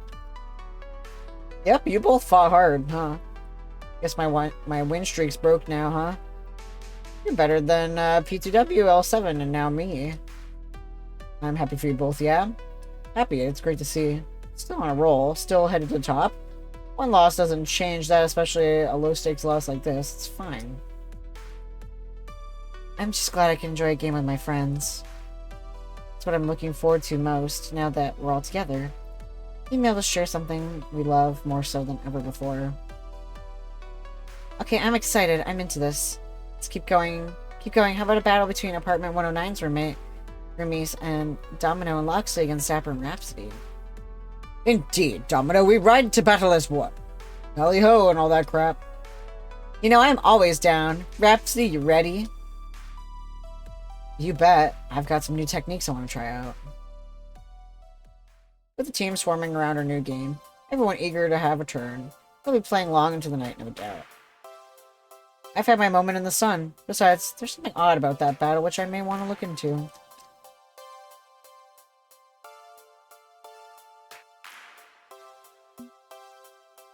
I can't stop thinking about Groininator using his old Smurf account during that battle. Doesn't make sense that he would do this. Something fishy's totally going on.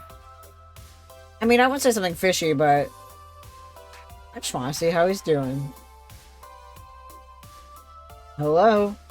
Oh, hello. Long time no see, my cock. I'm sorry I let us down. I wasn't good enough to lead you to victory this time. But there's some great teamwork overall. Who were we playing against? More randos? Actually, they were my teammates. We're having a sort of celebration match for moving into our new team house. Oh, sweet! I'm glad I got to be part of that in some way. Yeah, about that, what's up? Why are you playing on your old Smurf account? Can a monarch not go among the peasants from time to time? I just wanted to see what's up in the unprofessional league. No one else would have caught it, but I did. With slight hesitation in his voice. Be honest with me, Groininator. It's strange for you to be doing this. You're big time a P2W now. Didn't you sign a contract to only playing using your official handle? Don't you have to maintain that celebrity status at all times? Why put your career on the line for one trip down memory lane? Listen, I'm not trying to sound conceited, but I don't expect you to understand the pressure surrounding me right now. You can tell me I'm your friend, right?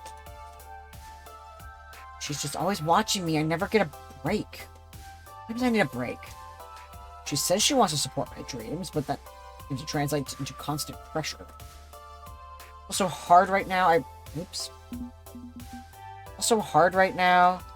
I want to go back to how it used to be, you know, when we used to have fun. There's a small pause on the phone. Oh shit, I gotta go. And Groininator hangs up on me. Hope everything's okay. It's worrying that he just up and bounced. But I'm putting my faith in him. If he needs help, he'll talk to me about it. Is it? I didn't know. I let the thoughts fade as I focus on something equally important. His friends in front of me. I would join them in celebration. Not like they can't anymore. You know, that was a discussion a lot of streamers had. A lot of streamers were like, I don't really play video games outside of stream anymore. And I was like, you know what, you're right. I don't do that much either. So that's why I just like play specific games. I made that specific list of games I play off stream. And specific games to play on stream as well. Because it's just like, I want to enjoy playing video games. And not just constantly doing it to entertain, I guess. So, I can see how it can be worse for someone who has to be constantly creating content. Unless you're Austin John Plays, and he's always having fun, right? I mean, I'm sure that he has his ups and downs, but... yeah, they're made to be enjoyed. You're so right. With that matter settled, I returned to the housewarming party, already in progress. The house is warm indeed. Warm feelings, good tidings all around. When my sponsor suggested this idea of building a team house, it felt to me like the next logical step in going from amateur to pro. Get a team together, get sponsored, get a house, fight in tournaments, qualify for the Pro Tour, win Pro Tour, hoist the trophy, and then immortality. Every single step along the path being a hard granite slab you smash down into the ground to pave the way to victory. There's more to this new home than just a stepping stone. Just like how that fight was about more than just who won and lost. Unless it's a gacha game, then it's decided to be miserable as having an earfection at your grandma's wake. Is that from experience? It's about us. Making something all of us can share together. Win or lose, champion or failure, we built something today. I hope it lasts a long, long time. Maybe just a little. Aw, buddy. Was it also pouring rain? The best days are ahead of us. 3 days later. Okay, who replaced the desktop wallpaper on my computer with a photo montage of scary clowns? It's not funny. What happened to my lucky socks? They were right here. I need them. I need my lucky socks. Someone left the door open, and now Minx is lost in the building. And that someone better find her, or that someone is gonna get an ass whooping. Loxley, I swear to R and Jesus, if you don't stop humming that song under your breath, I'm gonna tear out your throat and feed it to you. I saw it coming! The bastard's ahead of us, honest.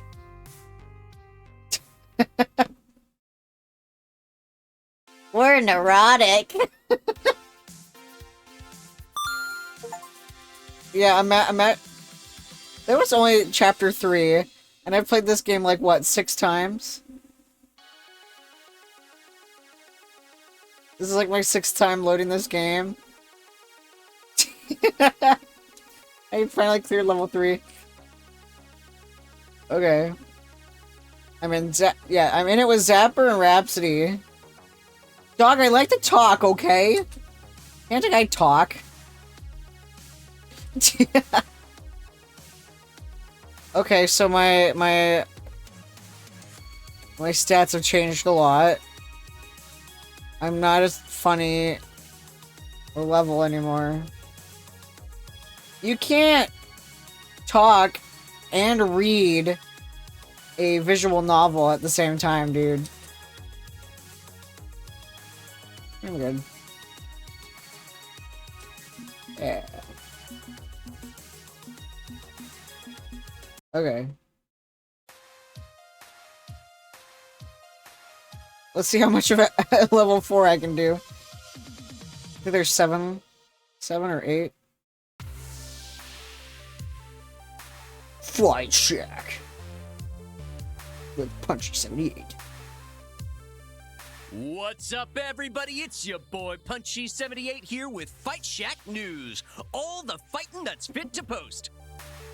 The Pro Tour is heating up, with contenders eager to scoop up precious qualification points to claim a place at the main event. With the next major event on the horizon being the lucrative Crimson Tiger Invitational at this year's Max, all the power players are getting ready for a fight. Take showers! Oh dear. This could be the major win everybody's favorite underdog team needs to really reach for the gold. So is Arcade Spirits World like Fallout? It's an alternate future where technology advanced rapidly but the culture is stagnant? Yeah, basically. But fighting in local arcades is nothing compared to the big stage at Max. Can they see this through? It was an emotional nuclear war. Like, share, subscribe, smash the bell, rate Fight Shack 5 stars, tell your friends, tell your enemies, this is getting intense. You're intense. And take a shower, everybody, please. If you watch my streams, please shower. It is the distant year of future year of 20XX, and I'm on a roll. Not right now, Nana. I know you shower every single day. Tell me. Is he being a cutie pie? Little baby muffin boy. I've won every major challenge put before me, overcome every setback, and today I'm going to utterly destroy the next obstacle in my path. And now I'm at the Crimson Tiger Invitational. If we win this, we curry favor with our sponsor and rack up some very critical Pro Tour points. It's time to be serious. Well, most of the time I can keep that vibe rolling.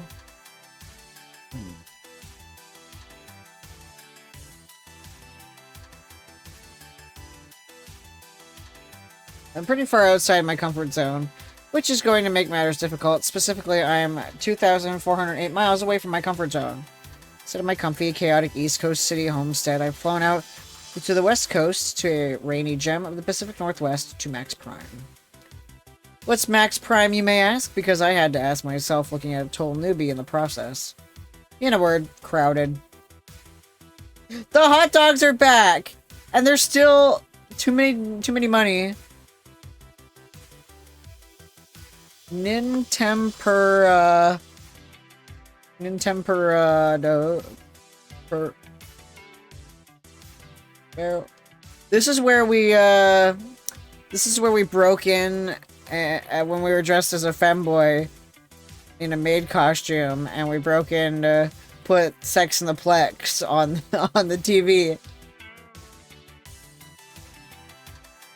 It's supposed to be a play on of PAX Prime, or PAX East. Queen Bee!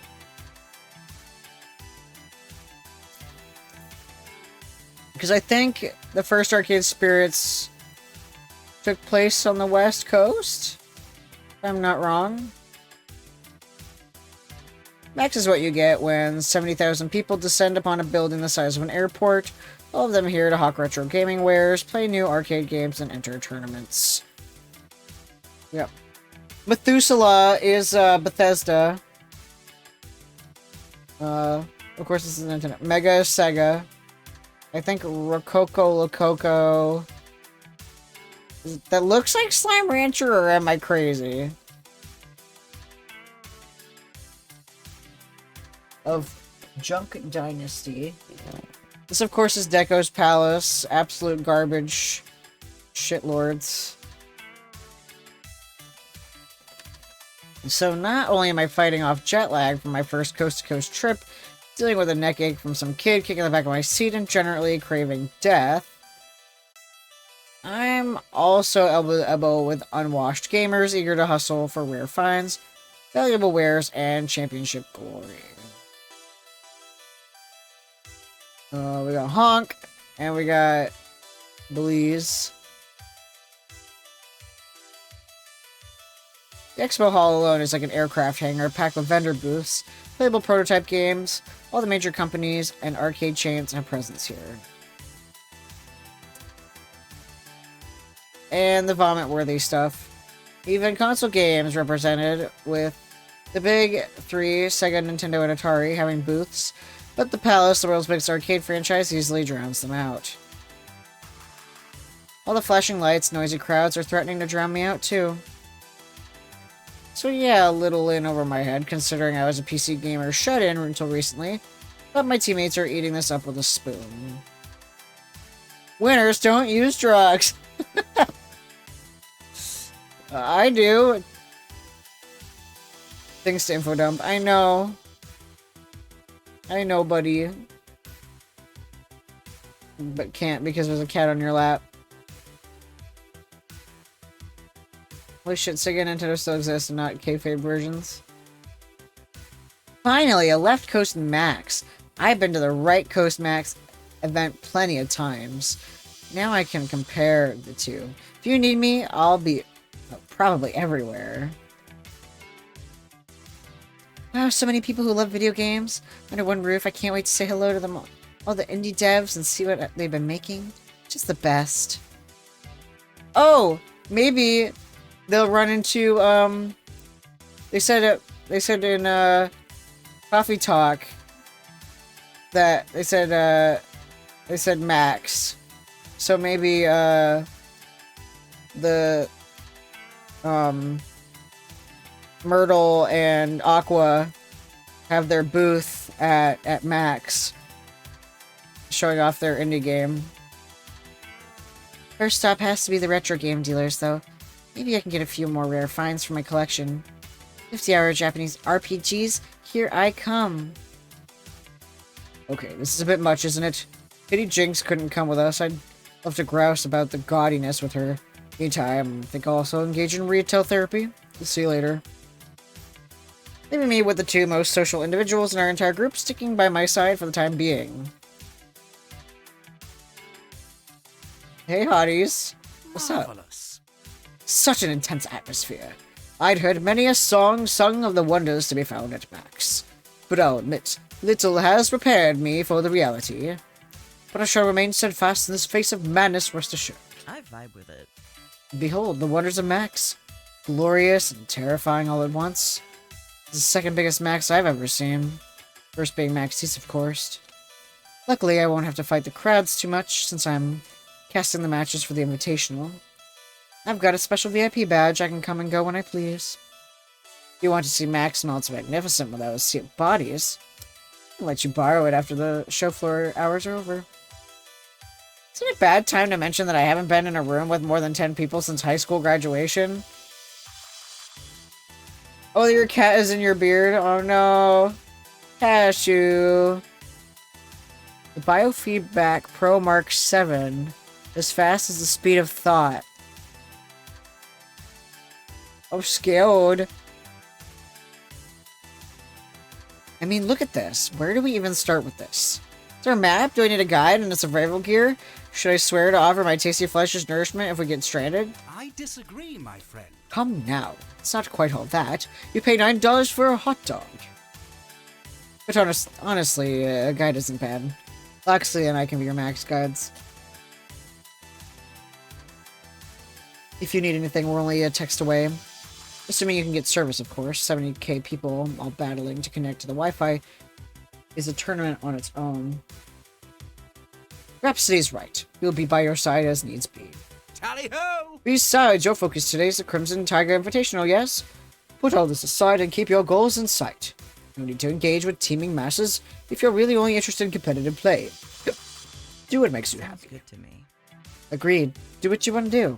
If you're getting overwhelmed, it's okay to take a break and clear your head.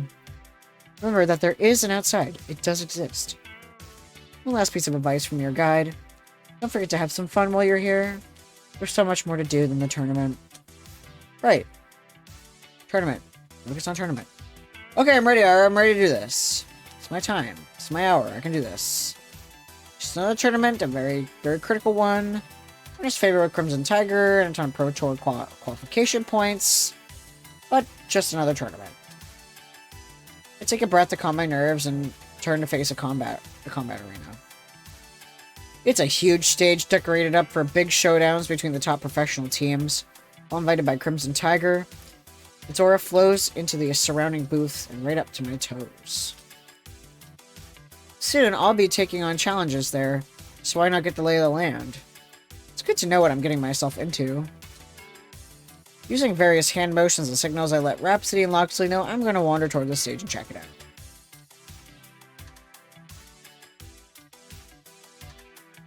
They nod in approval, and I try not to get lost on the jaunt over the stage. I approach the impressive stage, and... Wait. Why is there press gathering by the stage seating area? The actual tournament doesn't start for another hour. Right. Which is why Crimson Tiger is proud to announce a brand new sponsorship with Team Play to Win. What? We're happy to work with Victoria Proud, who we may know better as Valkyrie, the two-time EVO champion and coach for Team Play to Win. Crimson Tiger certainly knows how to play to win, and we're thrilled to support the dreams of P2W as they rise in the Pro Tour ranks.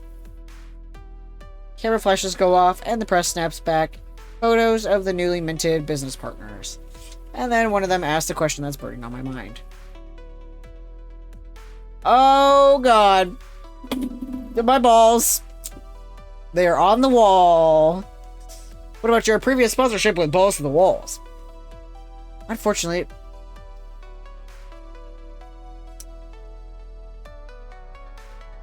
they did not tell us that? And capitalism has... They have the money to afford both of us. Unfortunately, we parted ways with... Well, it could be a lie. Unfortunately, we parted ways with balls to the wall. Their spot in the Crimson Tiger Invitational will be given to Team P2W. We wish their little team the best of luck in the future and see nothing but success in store for them. Now, as we look to the future, we look to Team P2W. We hope you enjoy seeing them dominate at the Crimson Tiger Invitational.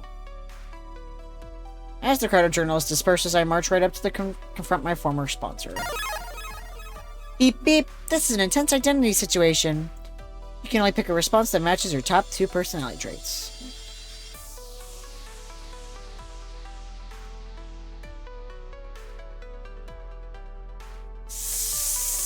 I wish I had the option to use the blue one.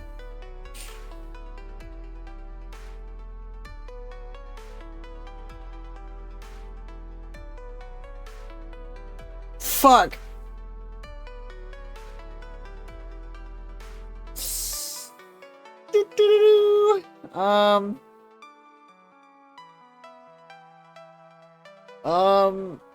Yeah, this is my rent on the line, y'all. I kind of want to channel. I want to channel Shrap and yell because this is not gonna sway. This holds no weight whatsoever. What the hell? We had a deal. What's the point of signing us up for a sponsorship if you're gonna dump our asses a month later? The coach of Team P2W doesn't react to my rage. My sponsor at least tries to placate it. Sorry, Mixhawk. Corporate decided this at a level way above my pay grade. But there's nothing I can do about it. That's business, you know. Ugly, but it is what it is. But on the plus side, we've already paid for your trip to Max. Enjoy your hotel room and the convention at your leisure. Plenty of fun to be had, even if you can't play in the tournament, right? If you excuse me, I got other business to attend to. Despite my former sponsor slinking off, the one who really backstabbed me stands her ground. They don't like the fact that we're all gay. This is gay. Gamers and gay people, the two most oppressed classes. I'm kidding. We lock eyes. She takes steps towards me. Victoria Proud, back-to-back EVO champion, known as Valkyrie, owner of Team P2W, most powerful woman in the industry, is almost gentle in her expression. Could that be sympathy? Defeat is never easy, I know. But in reality, this is me doing you a favor. I know it's hard to see right now, but that's the truth of it. Excuse me? You're way in over your head, and you don't even realize it. Girl, you just compromised my rent! I've been grinding the pro gaming scene all my life. From the original Street Fighter through to Fist of Discomforts 1 and 2. I've been here, building the scene, while you were busy tinkering with building blocks in preschool. I know, like, she's got step on me mommy vibes, but like, this is the kind of mommy you want to stay the fuck away from. And that's not a dig at you. I'm trying to point out that I've been in your situation before, making the exact same mistakes you are. Girl, let me make my mistakes. I'm learning. Nobody was there picking me up when I fell. No one helped me. So that's what I'm doing for you, here and now. Helping you see that you aren't ready for this. Are your players signed with actual contracts? Do you even have an accountant or a lawyer? I have an iris. She waves her phone in my direction, where the neon wireframe of a familiar virtual girl waves back. Yeah, I've got one of those too. She's handy, but an app is no substitute for having a full support staff. You're playing at being something you're not. You should stick to having fun with your friends and let this fantasy of yours go. And you can take your thumb and stick it up your asshole. There's no shame in being a casual.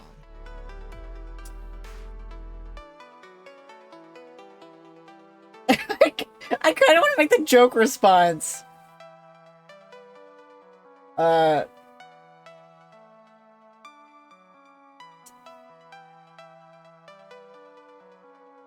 kind of want to go with the I want to go with the joke response.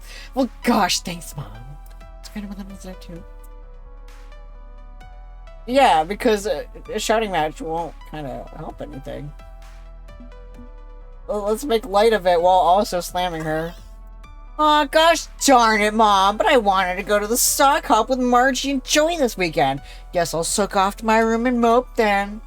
Or, what if I keep on fighting until I make my dreams come true and hopefully show P2W their place in the process? You don't get to decide my future for me, Valkyrie. You're the past. I'm what comes next. And I'm not done. Oh, golly. Big threats from such a minuscule team. I'm shaking. You sound exactly like a ridiculous underdog sports movie from the 80s. Yeah, sweep the leg. You really think you can push me aside? I have an understandable doubt about that. If you lost your funding, that's your fault. If I hadn't done it, someone else would have. Learn the lesson and move on. And she walks away as I'm no longer even the tiniest of concerns to her. Just another tryhard to dismiss. I just want to, Dekonami her. Just... Iris, what's my schedule like for the next hour? All clear, ma'am. Good. Find me somewhere pleasant to have a spot of lunch before the first round begins. Alright, get the Lysol, let's go! She doesn't realize the 80s never left, just got a fixed lift into whatever you're- yeah, right? Leaving me with all of Max before me, and no actual reason to be here anymore. Dude, take your hoodie off then. The impromptu press conference with Doom over, I listlessly wandered back towards my friends. Once we join up again, I quickly reiterate what went down. Oof, that's rough. Not like we needed another reason to dislike P2W. They're really hitting us where it hurts. But on the bright side, we don't have to wear Crimson Tiger's haste outfits anymore. I'm not sure the bright side is all that bright, Rhapsody. Once we get home, we'll still have rent to pay and team salaries. If we can't pay, we'll lose the apartments. Some of us will have to find new jobs. No, we're in too deep. We need a new sponsor to keep the ball rolling. No way around it. Where can we find a last-minute sponsor? I don't know. But I do know something, or someone, rather, I can turn to. Oh, my phone. Iris, what do you got for me? I've already started searching. Take a few days, though. Right now, the news feeds are choked with the news of P2W signing with Crimson Tiger. We may need to wait for that story to cool off to find someone interested in us. We're, literally yesterday's news at this point. I am not sitting around waiting. I'm the coach of the responsible cat herder. I gotta get on top of this as soon as I can. I should probably head back to the hotel and do some serious research. Not like there's any reason for me to stick around here anymore. Indeed, you could do that. Or you could take a break from being a manager and let your friends help you out instead. Rhapsody, I can solve this problem. What? No, it's okay. This is my job. You don't have to. I insist. I'm your sword arm. Yes, my liege must rest and recuperate. Well, I tirelessly fight this battle. Besides, I have hidden talents which may apply. Making contracts, networking, wheeling and dealing. I have experience in such matters. Chatting up possible new sponsors for us would be child's play. Yeah, Lox is right. I might have a few leads myself. Helps to know the right people, and I can track them down in between casting matches. Leave this to us, my cock. You and the rest of the balls to walls go have fun. You've done plenty for us already. Let us return the favor. When I first arrived at Good Clean Fun, I lamented having all these chores and duties, but now handing them off feels weird. It's like I'm admitting defeat. I failed. But if someone else is offering to pick up the burden, well, maybe I should take them up on that. There's no shame in that, right? I guess it could work, but are you sure? I don't mind, really. It's my job to figure stuff out like this. Honestly, between my allies and Rhapsody's industry connections, we're likely better positioned to do this than you. Weren't you a complete shut-in before you met us? I wasn't a complete shut-in. I did go down the corner store to buy more nachos sometimes. The pinnacle of diplomatic prowess, that. Shall we? Besides, if we should fail, nothing is lost, yes? You and your Iris simply resume your efforts after this weekend's festivities. You've earned a break. You overwork yourself, you burn out. We've all seen you putting in the overtime, getting everything together for us. So let Loxley and me take a shot at this, okay? You're not wrong. I haven't slept well this last month as we moved from practice session to practice session, online tournament to online tournament. And the times I woke up in the middle of the night in a cold sweat with the images of pixelated smiles burning in my brain, well, those sure didn't help either. Okay, I put it in your hands. Excellent. You may rely upon it. Meanwhile, we're at Max, the nexus of fun and games. The perfect opportunity to immerse yourself in further arcade culture, yes. Nice. Now's the time to go out there and experience your first Max. We've got this. Aimless and directionless, me, an FOD2 junkie and PC gamer versus a thundering herd of arcade fanatics. This is not a matchup I can counter. I should definitely seek out my friends. I don't mind playing a second fiddle to whatever fun they're having. What do I want to look for first? Fortunately, Iris has a map of the convention center loaded up and ready, complete with handy icons representing each step.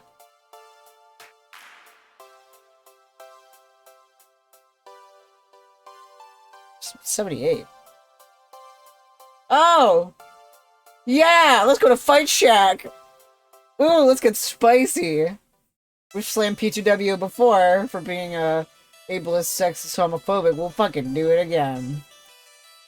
Thinking about it, this is exactly the place I need to be. Not gonna let the world know our side of the story, isn't it? Max is where the entire arcade industry gathers. Developers, publishers, esports stars, and reporters. Sure enough, a familiar face is busy talking all about the event, while a friend of his with an old VHS camcorder gets every last word on tape. And with the Atari XLX starting to fade, will the Nintendo PlayStation 4 Pro take the crown for the console of choice with the retro set?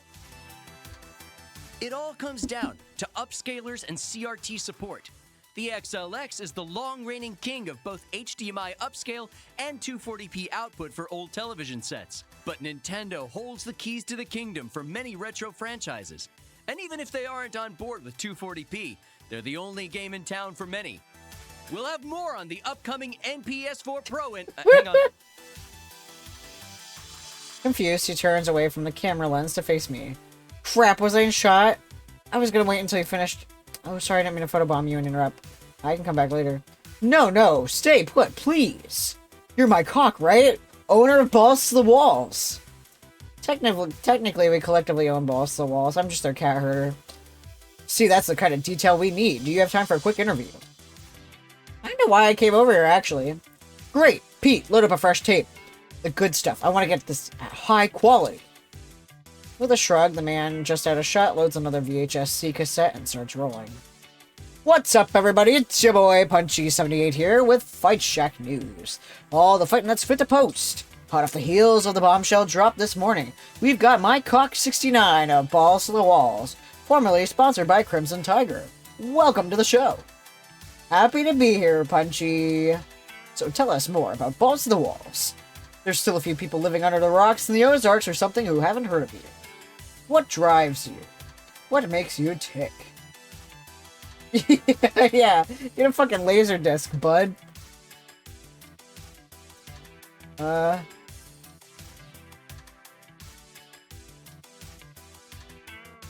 Yeah, we started small. Group of friends hanging out in Chinatown Laundromat. But that was only the beginning.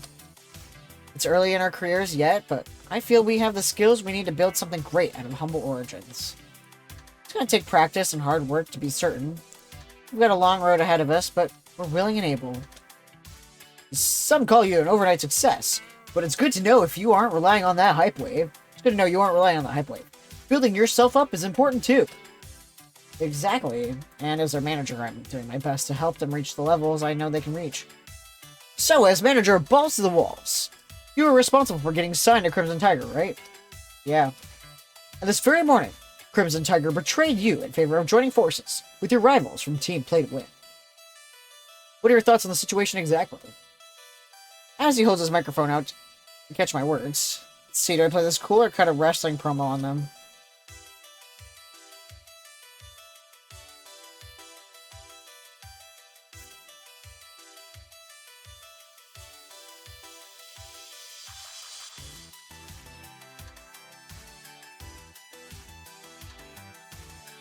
I don't like any of these.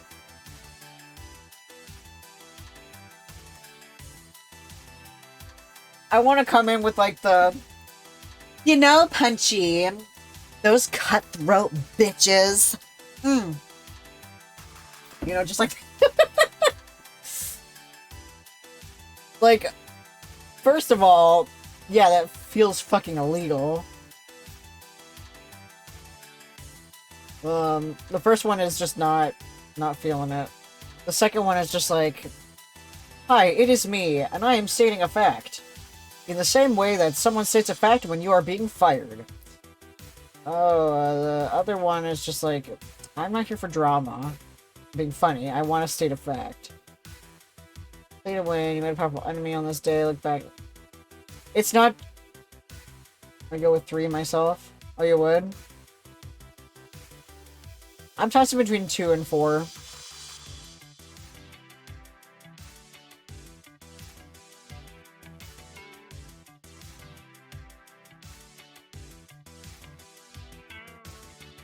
I kind of want to start a scene.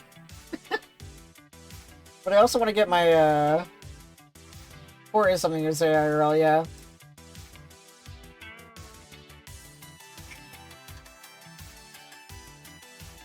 Ugh. My thoughts? You can't publish my thoughts. All you get is blood red wall of absolute rage. I don't think your camera recorder can capture that accurately. Team play to win. You've made a powerful enemy on this day. We could have had a friendly rivalry. Bit of jousting back and forth on the way to the top. But no, you chose a way of pain. On the day we rise above you, tearing your throne from the wall and smashing it upon the floor, look back on this day at Max. No, this is the day it all went wrong. Your doom was avoidable. Instead, you chose to embrace death. See you on the Pro Tour, Valkyrie. Oh, wow. Strong words from my cock of balls to the walls. The rivalry for the ages brewing here, folks. And that's not the last of the excitement here at Max. For more hot interviews, be sure to like, share, subscribe, and smash that bell. The short interview done. Punchy motions for his cameraman to cut it. I want that transcoded on our channel within an hour. This is going to be a massive click food. My own term, click food. It's like the difference between feeding the ducks at the park and feeding worms to the fish before catching them. Yeah, I get it. This is an exclusive, right? You haven't talked to anyone else yet? You've got all the fighting that's fit to post. You get the first crack. Perfect. Gotta say, thrilled to finally meet you. I've been the biggest advocate at Fight Shack. Not exactly a hard sell, given you've been on a hot streak. But it's tough convincing some of the other editors to pay attention to smaller teams. You're the most interesting thing to happen to the scene in some time. Plenty of small try-hard teams out there, but they haven't made the inroads you have. We need this, you know, the scene. Getting too commercial, too static. Same 8 or so teams at the top every time. My thoughts exactly, Punchy. Or is it Mr. Punchy? Or Mr. 78? Punchy's fine. Or Jimmy. Whatever. Names are fluid, you know? It's 20XX, so you got the right to choose your own name. Yeah. Yeah. Hey, I need to interview someone over at the Palace booth next. Well, let's catch up again sometime, yeah? I'm going to want to pick your brain for the benefit of my viewers. Yeah, dude, I'm always up for that. Great. His smile falters a little as he pauses, unsure if he should say something. Hey, so, you know Victoria Proud's got you in her crosshairs, right? Yeah, dog. Valkyrie, you mean? She claimed earlier she was doing this for my own good. Acted like a concerned mother figure and everything. Okay, so, between you, me, and the wall? He's actually taken off his super rad sunglasses and dropped down to a lower tone, so this must be serious. You humiliating her team in public really did not go over well with her. Yeah, I don't fucking care. They deserved it. I know, she fired Coda on the spot. Even beyond that, she's got them on some weird training program determined to make sure that it never happens again. Look, this is the same person who entered a bunch of small tournaments paying airfare and everything just to ensure her rival didn't win any of them. That was 10 years ago, and even now, she keeps grinding his esports career deeper and deeper into the dirt. She does not let go of grudges. Okay. So she's salty as fuck. Doesn't change anything. We've got ambitions, and we're gonna see them through. Just figured you'd want to know. Dog, if we win once, that's And cool. Hey, I'll be rooting for you. Later. Later, Punchy. So, where it is then? Not thrilled about that. Okay, so maybe this is like Mean Girls. This is just like Mean Girls. And when she gets hit by a bus in the end, that's gonna happen. She's gonna show up to prom in a entire back brace. Not thrilled about that, but I guess it was unavoidable. I hope Coordinator isn't going to succumb to her level. Let's just move on. That's too much to think about right now, and I've got more of Max to see. So now I see why choosing a romance option with your rival is a great idea. Because then you could have that moment where, like, where Valkyrie catches you two. Oh, the Capulets, the Montagues. Okay. I'm gonna go watch Zapper freak the fuck out about, the bad news. I find Zapper playing the latest light gunslinging action game on offer from a major publisher. She's playing Guns Akimbo as usual. Cabinets decorated in camouflage and netting with sandbags, ammo boxes on the floor around it as stage props. On screen, she mows down waves of terrorists round after round. But despite racking up an amazing kill streak, unlocking a drone airstrike to rack up even more bloody deaths. Literally, Shrap, this is just you if you were a cis woman. Nah. She holsters the guns, steps out of the way, takes two gamers in line, grab for them quickly, eager to play. As are the dozens waiting patiently behind them. Oh hey, how's Max treating you? Iceberg glanced at the line in front of the game and alongside it, wrapping around the booth twice over. Hey, Oracle. How long were you waiting to play that game? Not long. I knew a guy who knew a guy. Oh, so I guess abandoning ship in the middle of the demo isn't that great a loss then? Nah, it's not why I folded. It's... Well, the game sucks. Why keep playing? Is this like a multi-million-dollar juggernaut which scored 9 out of 10 from every reviewer on Earth? I mean, I'm a PC gamer and even I've heard Not interested. Not my thing.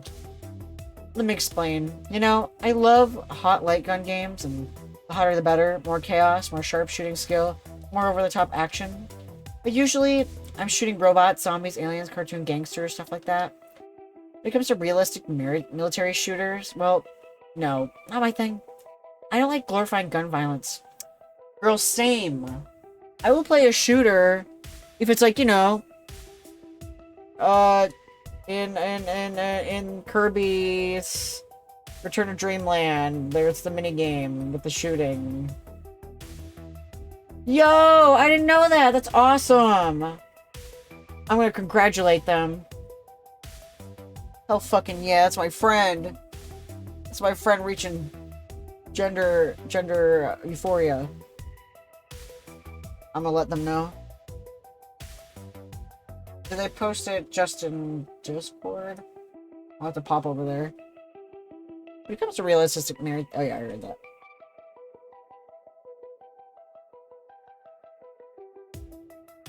Right, yeah. I feel you. It's so cruel you rack up high score. You're brutally murdering humans. I can understand why you feel uncomfortable with that. Wait, what? Okay, that's not what I thought she was getting at. But also, she's Little Miss. I wasn't gonna make video games, political, and yet she is. No, that's not my point. Well, kind of my point, but it's not like I don't combo juggle robots in stylish, cruel ways, yeah? I put it. I'm not great with words. I think I prefer fantasy violence. The reality of it is kind of ugly. Yeah, just the Pepsi Man. Pepsi Man.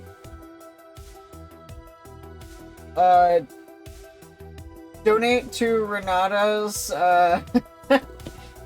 thing next Tuesday, and I'll play Pepsi Man. How about that? I will play Pepsi Man on stream if you donate to Renata on Tuesday during Transforce Heroes.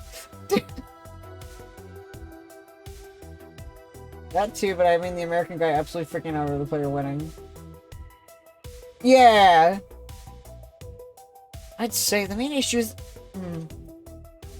The main issue is that guns are awesome. That's the general impression I get from you, yes. No, I don't mean that in a good way. We don't use the word awesome in its traditional sense anymore, do we? Our God is an awesome God. How can be wonderful or terrible? Look at the cold metal precision of mass-manufactured assault rifle, and I'm filled with awe. That's someone who would design an object purpose built for mass murder. It's a hell of a thing, isn't it? A hell of a thing. How topical! Like Oppenheimer! Look at the atomic bomb and seeing the ghosts of the future victims. So the problem is that it's too brutal a reminder for actual reality. Pretty much, yeah. Awesome.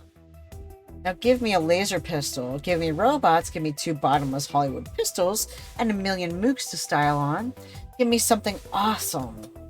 Something that's so over the top, and down the other side and up the side of the next hill, that I can relax and sink into the fantasy. What? Aw, yeah. You do that, and we're good. We can have some fun with violence without feeling like we're advocating for murder, and we can chill the hell out and blast some baddies.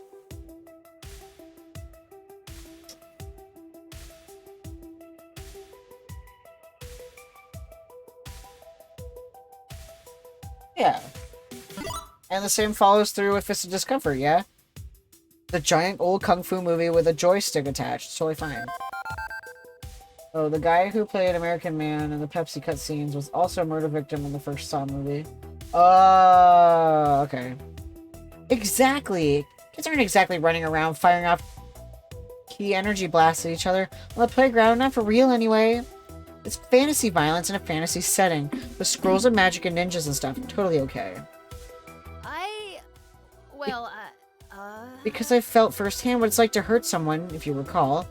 I was sick to my stomach after. Right. I remember that. I wouldn't shoot anyone with a real gun, even in self-defense. Guess I'm an aspiring pacifist, despite loving my light gun-slinging rampant pages. Gotcha. And FOD2 gives me a channel for aggression without brutal consequence, so it gets a pass. Realizing we're still loitering around the crowded booth of military shooter fans, Zapper nods and waves for me to follow her. We shuffle off to the side of the con floor, slightly quieter but not by much. In other news, rumor mill saying we lost our sponsor today, huh? Crap, right, I almost forgot. It's cool, you got this, right? Trusted you got this. I don't mean that in a questioning way. I literally trust that you got this. Actually, Loxley and Rhapsody are taking first crack at finding a new sponsor. They got this, hopefully. You know I'm down. Maybe they can get sponsored by Boobly! make a Pepsi Man, but it's Bubbly Man. A Bubbly Man video game. Yeah, I can see that. Rhapsody knows their stuff. Okay, definitely less worried now. See, this is why you rule. You got this on fucking lock. Anything you can't fix yourself, you got good people around you ready to dive in. That's a hell of a force of nature you're packing in terms of charisma points. It's Ricky! Hi, Ricky. How are you? I'm waving to you. More than I've ever managed, at least. I'm happy to count myself as one of your allies in the war. We call life as pro gamer. And you know, just happy being in your general area. Okay. Cutesy stuff, I should really knock it off. My cutesy, it's a good look for you. Who the hell is Rick? Ricky, like I said, Ricky is the kangaroo from Oracle of Seasons. The kangaroo with boxing gloves. I try to shoot for hot rather than cute. I think we got enough cute already in this gang. But hot's in short supply without you and me around. This time, me and Zapper are talking about how we hate realistic gun games. Okay, go walk your dog. It's Rick, okay. Yeah. I know. And on that note, I leave. Catch up with you later, my cock. Zapper blazes her own trail, and I never know what's coming next. I stay getting these little peeks inside Zapper's head. That's Rick. Yeah, it's like that SpongeBob moment where in the wrestling and SpongeBob erases the Pat off of his name tag, and Patrick's like, "My name's not Rick."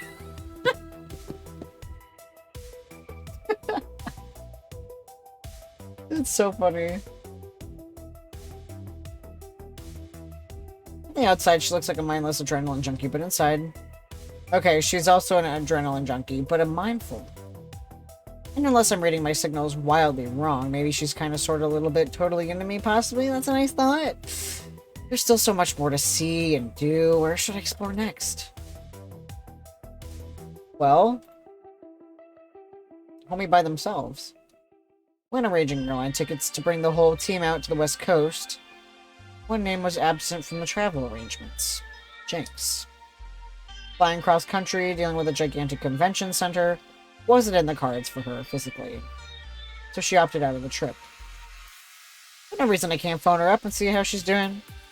Better do it outside too, where it's less noisy. Iris called Jinx on speakerphone. Okay. Righty Rudy. Hey. Sup? Hey Jinx, just checking in. How you doing? How's the cat? Didn't want you to think we forgot about you two or anything like that.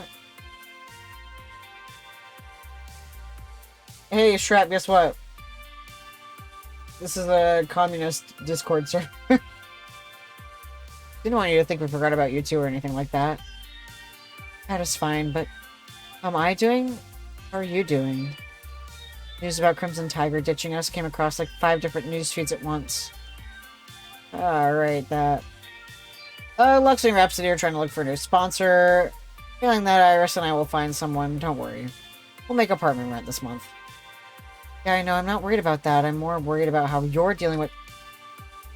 Is that my cock? Hey, my cock. Cough up the rent or I'm booting you all out on the street and suing you for everything you have. Come on. John, quit it. They don't know when you're joking around like I do. They're autistic. Oh, come on. Let me have my fun. Don't worry. Don't worry, my cock. We can just skip this month's rent. Provided you pay it back next month with interest. Hey, did we run out for vegan pizza bagels? I can't find a name here. Thought you hated junk food. The situation cries out for them. Excellent movies require excellent treats. We need pizza bagels. Hang on. Going to get some pizza bagels. Jinx, would you kindly request that John stop causing cardiac events? I'm standing in an alley behind a convention center. They wouldn't find my body for days. Ugh. John doesn't know. John does what John wants to do, afraid. And John currently hungers for both rent and microwave garbage food. Yes. They still kind of are.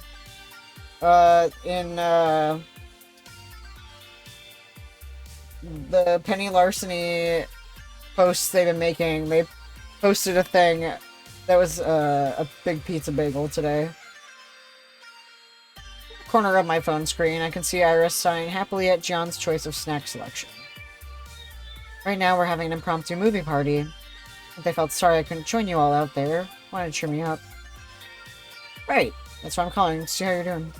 Well, not gonna lie, I'm having FOMO being left behind like this. Well, this sucks. Sucks, you know, being sidelined by my own damn knees again.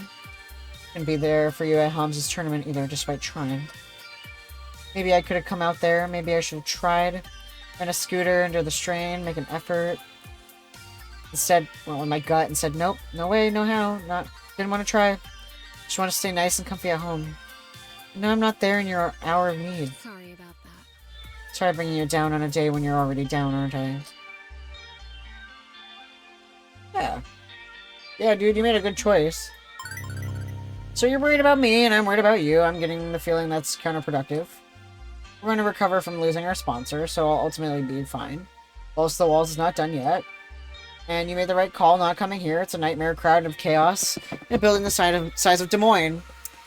I have a friend here who lives in Des Moines. Huh, that bad. I may need a map and provisions before I go looking for the bathroom. Heard stories, but yeah, total overload, not my scene. Wish I could do more for the team, but in this instant... Right call, it seems? Thanks. Thanks, glad to have boots on the ground view to reaffirm my decision. There's no more pizza bagels downstairs. How can it have... We have a Yay family movie party without pizza bagels. If the corner bodega is somehow out of pizza bagels, heads will roll, blood will spill. Hell no. John, we don't need pizza on a bagel. Just go get regular ass pizza from Ben and Matt. Traditions are meant to be upheld. I will not break with the sacred snacking rites. I would sooner embrace death. If you excuse me, I need to procure some delicious round bready delights. Toodles. Starting to wonder if massive knee pain would be better than this day of mandatory fun. If John insists on watching Mall Cops again, just for their bad movie podcast, ugh. So unhappy news. What's the plan to get back at P2W for trying to kill us? I like your funny words, Magic Man. Is that vendetta you thirst for? I didn't think you were into petty revenge. Pick and choose my spots, yeah?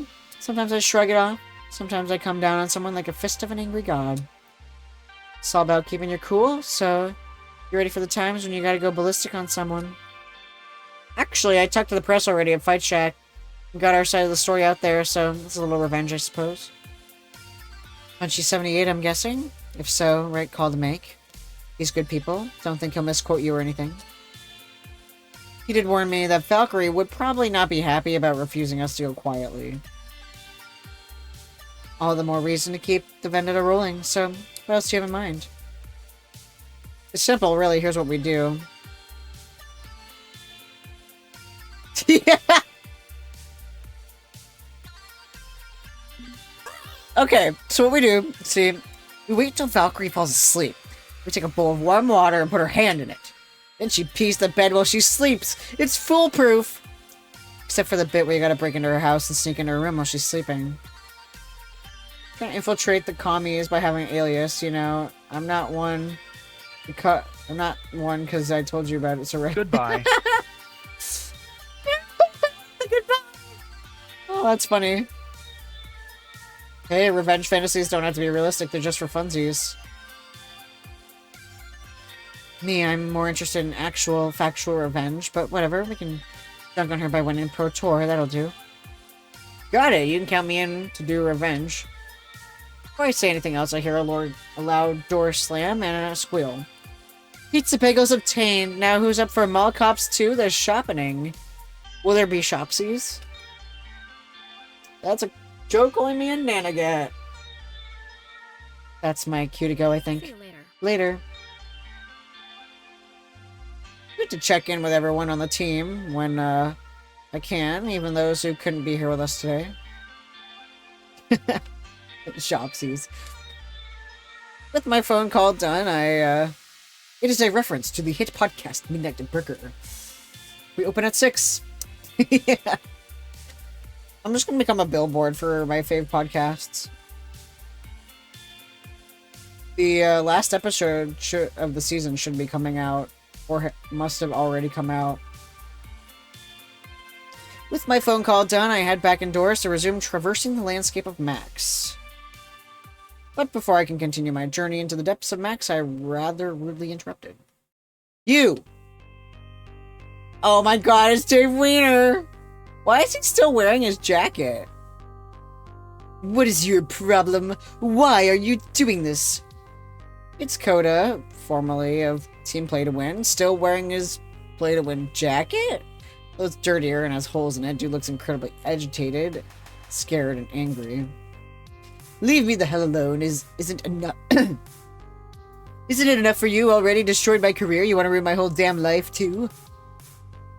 Bro, you're the one who approached me. What? He advances on me, trembling, losing his nerves with every word he speaks. It's you, isn't it? You and your damn iris, my bank accounts, the junk mail, things you sent my mother. What are you going on about? I haven't done anything. Of course you have. You. If it's not you, then. Of course. Her. She's doing this. Well, I won't let you ruin me. You hear me? I won't let you do this. Damn it. Damn it. Good as mad. No. No. I kind of want to team up with him now, just to slam on Valkyrie. What are you even talking about? Yeah, because he could use that information to get Valkyrie, you know, in jail? Stealing money from his bank account? That's jailable. Oh, Lassie ignores me and runs right back into the crowd, plowing into 2 cosplayers as he loses himself in the chaos of Max. Bewildered. Melody is excited about the Queen Bee ad in the background. Yeah, me too. I got so excited. Oh, hi. Hi, Melody. How are you? Hope you're having a great day. I'm bewildered, but my brief chat with Punchy78 tickles the back of my mind. He did warn me Valkyrie, owner of P2W, can seriously grind an axe when it comes to grudges. If she's still angry at Coda for his part in that incident, well, yikes. Double yikes. Yikes forever. But before I can ponder it further, I'm interrupted again, this time by happy familiar faces. Hail, friend! Hail, my cock! We bring good tidings! The possibility of good tidings, at any rate. Even a possibility would be welcome. It's been a weird day. You do appear a little shaken up. Is everything okay? Be fine. I'm more interested in your tidings. Tell me of your tidings. Very well. We have strong contender for our future sponsor. My fair Marion struck up a conversation with another Iris and... Hold up, is your Iris name Maid Marion? Seriously, my dude? It's a bit embarrassing. But my lovely Iris decided she actually quite enjoys my, shall we say, aesthetic, and chose that moniker of her own free will. Huxley's phone chimes in as a pink glowing figure in a beautiful medieval dress curtsies towards us. Forsooth, 'tis mine honor to assist friends of my Lord Locksley in all his battles with my powerful database indexing toolset. Huzzah! It is Orville, back again. So... oh, right. To refocus, we may have an inroad with a powerful sponsor, and a powerful opportunity. I still have a few more conversations and smooth some things over. Nice. But either way, we'll have the results by the end of the day.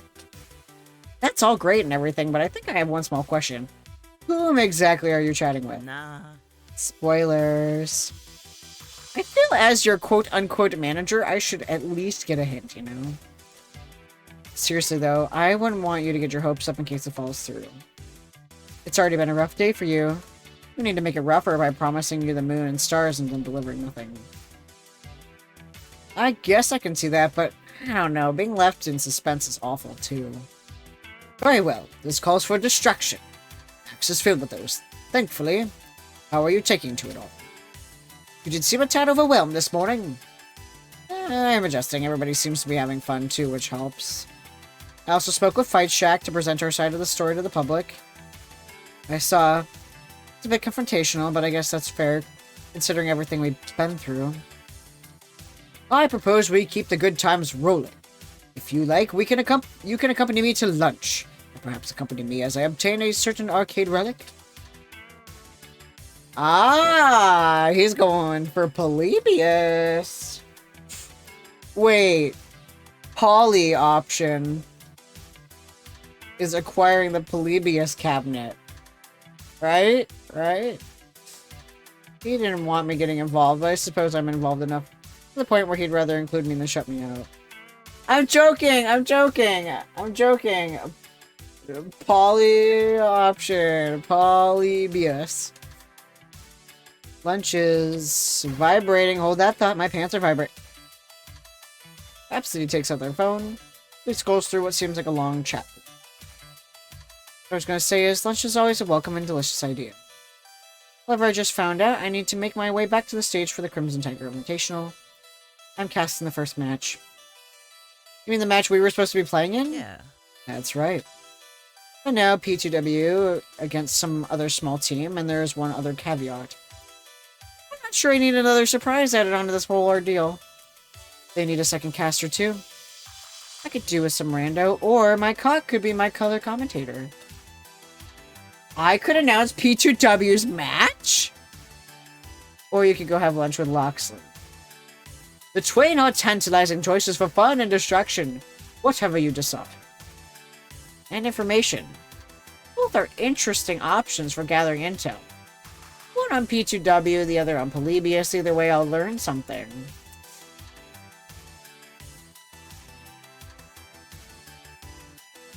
I kind of want to do the commentary.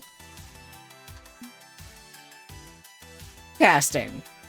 I could give it a try. Might be fun to do it officially, rather than just me yelling at my computer screen. And honestly, I just really love Rhapsody's sonorous voice. I never want them to stop talking. It makes me melt. Two things I'll enjoy. Yes, please. Let's cast this thing, Rhapsody. I want to give it a shot. While we're at it, we might glean some information about our rival's tactics. Always looking for that advantage, aren't we, my cock? What can I say? My cock's always on edge. Even if we aren't playing, I won't stop trying to get better. And I might have a bone to pick with P2W. Fare thee well. A respectable choice. Meanwhile, I'll tend to my own affairs. We shall catch up later about my findings. Farewell. I nod my approval to Locksley while Rhapsody and I start to walk and talk. Luckily, I've watched my fair share of tournaments and I've been able to observe Rhapsody's casting when they do it at the HQ. But they make it look so easy. So what exactly should I do? Talk. Great, I can talk. Look at me, I'm talking right now. I'm so good at talking. You'll be a perfect color commentator, my cock. What does that mean? Typically, there are two separate roles that commentators fall into. You have the play-by-play caster, who tells the audience exactly what's happening, exactly when it's happening. That'll be my role. Then there's color commentator. That's you, who's asking questions, analyzing the situations, and filling up the downtime in between the plays. I think I understand. You're like the Fukui-san of Iron Chef, and I'm Chairman Kaga. Sounds good to me. That's close enough, yes. Essentially, I'll set up the scene and you deliver the lines. It's like any other convention, albeit any conversation, slightly more intense. Just do your best to be engaging and have fun with it. I feel more at ease with Rhapsody leading the charge, both on the show floor and winning with the announcing. Shortly, we make our way back over to the stage. Even though I was here earlier, the stage has completely transformed. Colorful lights spill onto the stage in P2W's famous colors, and their banner hangs in the background. The crowd also has grown tenfold to when I was here last, not making me nervous in the slightest. We're immediately flagged down by one of the Max Enforcers and directed to go to the announcing booth. It's a simple booth and a desk combination for the casters. It's got mics, it's got headsets, it's got screens, everything we need. Oh, and those chairs look pretty comfy. Nice. They are, trust me. Rhapsody drags their fingertips along the desk's surface. As I saunter to the seat, sitting down, they smile coyly at me, winking. Care to try them out yourself? I oblige, taking a seat. Darn nice, my buns feel perfectly cradled. We're going live in a few minutes. Let me break it down for you. We don't start until after the main announcer introduces the teams. They get into place, then right before the character select is when we go live. It all seems in line with what I've seen you do before, but I appreciate the reminder. Pressures are always nice. I just want to prepare you for everything so you feel confident. By the way, how are you feeling about everything so far? Feeling up okay? Yeah, I'm great. Let's go. I took a super big gulp of coffee at the beginning of the day, and I'm ready to unleash my pent-up energy during this match. I've always been ready to do this since you offered. I'm pumped and ready to call out some mad plays. Let's go! Loving that passion. That's some extreme energy. Love it. You're gonna put on a great show. Get ready, my cock. We're on. A sudden display of bursting lights and music. The main announcer takes the stage and introduces Divine and Blitz from P2W. No coordinator this match. I see why. Luckily, the cameras aren't on us yet. We have plenty of time to scowl their way as they take their places on the cab. The announcer welcomes their opponent. Rash? Really? They're a no-name team that's barely on the top 500 leaderboards. Top 500 leaderboards. Seems like Valkyrie isn't just taking sponsors. She's ensured the easiest matchups for... She's cheating! That's what she's doing. She's cheating. Everyone is in a position, and before it, I realized the main announcer is pointing at us. Hello to all you FOD fans out there. We have an exciting match for you all today. The famous, for better or worse, Play to Win has managed a last-minute entry into this tournament. How will they fare against Rash? Since P2W lost their match at Good Clean Fun, they've trained extra hard to make up for that defeat. That's been their only loss this season. Will P2W continue their streak, or will Rash finally end the Reign of Terror? What do you think? Willing to make any bets?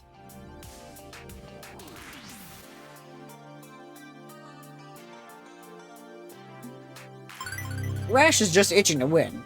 You can see it on their faces. I wouldn't overlook them quite yet. I've even seen teams pull some wild moves when up against a powerhouse. That's a good point, my cock. When no one thinks you're going to win, you've got nothing to lose. Exactly, Rash should be free to play off meta to throw off P2W. It might be enough to give them the upper hand. We'll have to watch and see how they handle it. And finally, we're at character select. Predictably, Divine has chosen Akari, who is her strongest character. I would say that Divine and Akari both have fiery personalities, so it makes sense for her to meld perfectly with Akari's moveset. Itchy Rash came from my... Ouch! All lights up Rhapsody's eyes as they nod in my direction. Leaving Blitz to choose his main Silent Blade. A good combo of attack-based champions. P2W certainly brings in the big guns. What's this? Rash is having a quick huddle by the cab. Maybe a switch in tactics. Okay, they face the cabinet again, in agreement, and... They both selected Sensei. Double control. It's not unheard of to select the same character. Sure, you're bringing a powerful defense, but left with an extremely weak attack. It'll be very interesting to see how Rash plans to thwart P2W's assault. There's a quick pause from the transition of character selection to the characters spawning on the map. Rhapsody takes advantage of the break to remove their headset. Follow suit. Rhapsody leans in close, their voice hushed to the their breath tickling my ear. Loving that passion. Oh, you're amazing. So naturally talented at this. What will I learn from best? I'd love to do more shoutcasting with you. What do you say? Before I can answer them, they slip their headset back on and it's time to go. Let's duel. Game starts and cheers snap back to me. Snap me back to the match. Rhapsody and I play off each other perfectly. We keep up the tempo of the banter and we're both having a great time.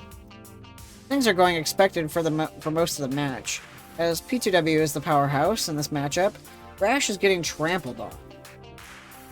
That is, until Rash does something even I couldn't have predicted. Currently, both Sensei's ultimates are built up. Rash has been holding on to them, clutching hard. Very unusual. P2W is advancing. Rash decides to face them head on. They're closing in. What a double ultimate! P2W is forced to retreat. They can't keep up. I didn't expect this to work. Rash is going double Sensei. Going double. I hate water, especially wet water. Hi, Kimmy. How are you? Water. I am gonna drink water.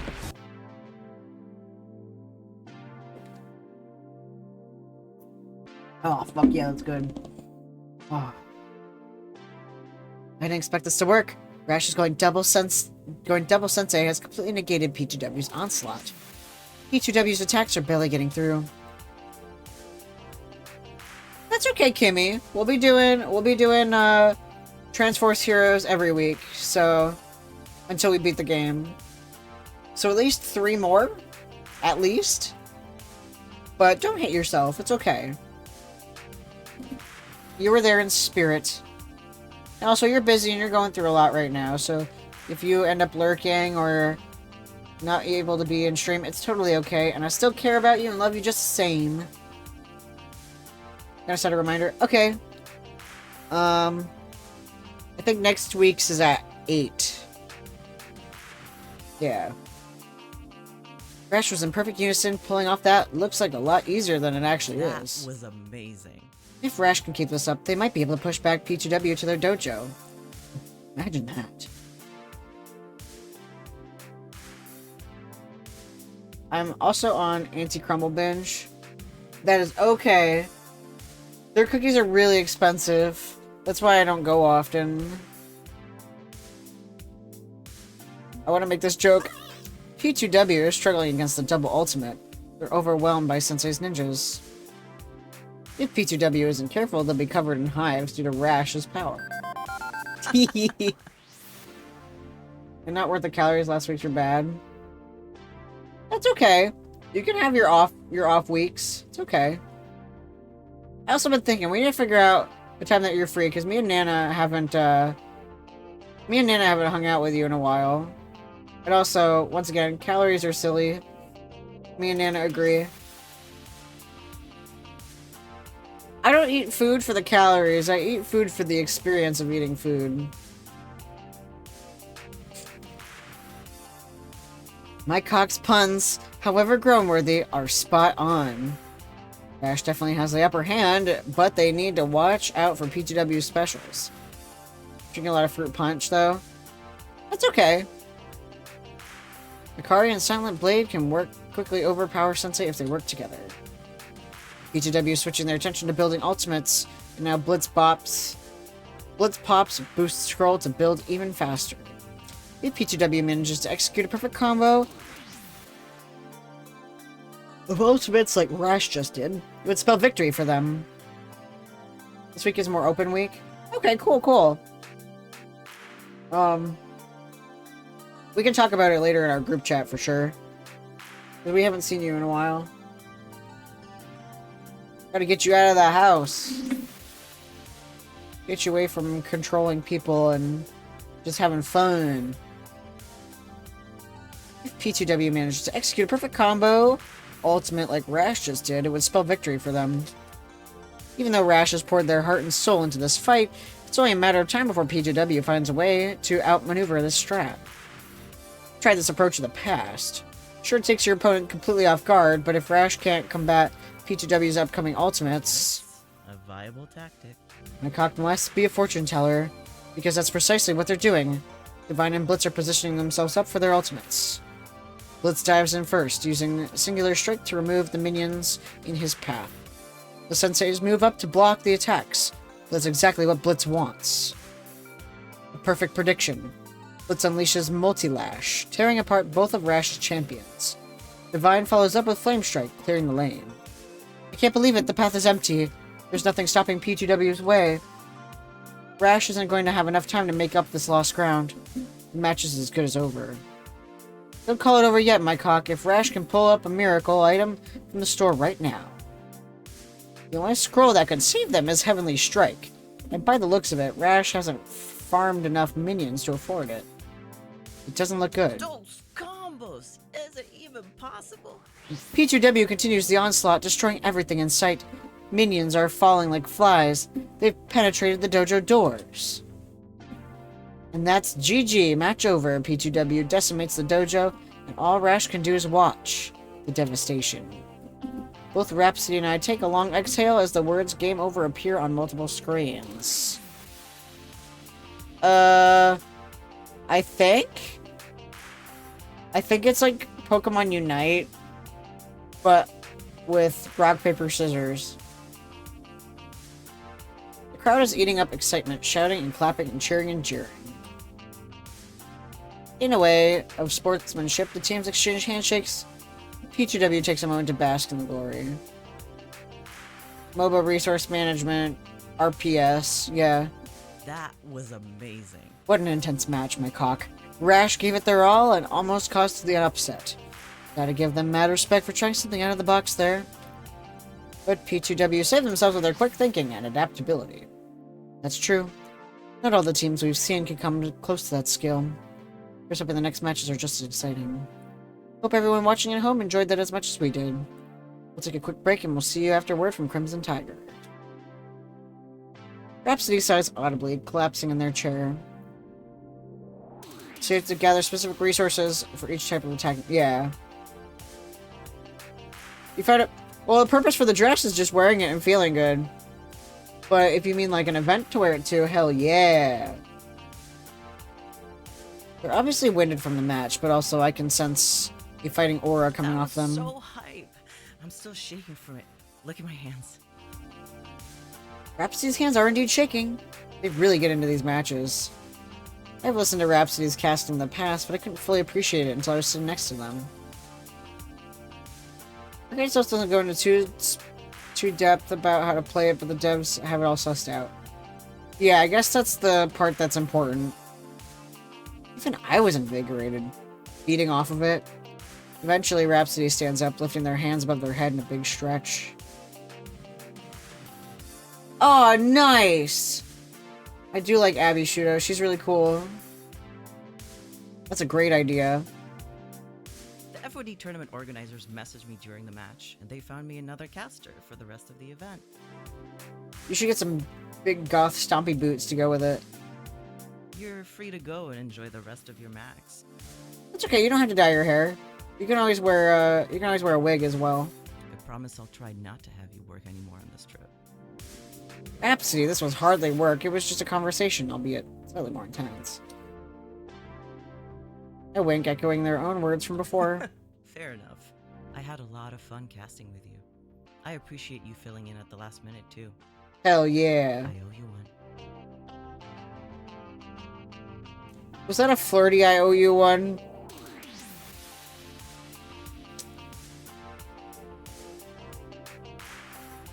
I mean, I know someone else that also needs to go shoe shopping. I can take you and this other someone else shoe shopping.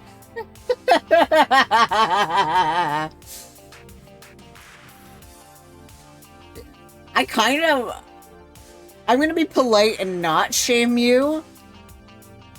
I'm like, I was kind of thinking how funny it would be to run to the living room and grab your shoes and show everyone the depressing nature of your shoes, but I'm not gonna be that guy and blow up your spot. What shoes? Or are you referencing something? I'm good at finding bargain shoes, that's for sure. No, shoe. Oh! Yeah. Some people pay way too much for shoes. They're happy, I'm happy. It was a fun little excursion into Rhapsody's world, all told. You owe me nothing, except to just keep up being your fantastic self. Right. Well, we still got a couple more matches to cast today. The Mega Man boots? You mean the big red stompers? Oh, okay. Those are pretty funny boots. You should see if anyone else from Balls to the Walls can join you for some max shenanigans. Once Loxley and I have heard from our potential sponsor, I'll come find you. Great plan. Wave to Rhapsody, leaving them to prepare for the upcoming matches and mingle with other shoutcasters.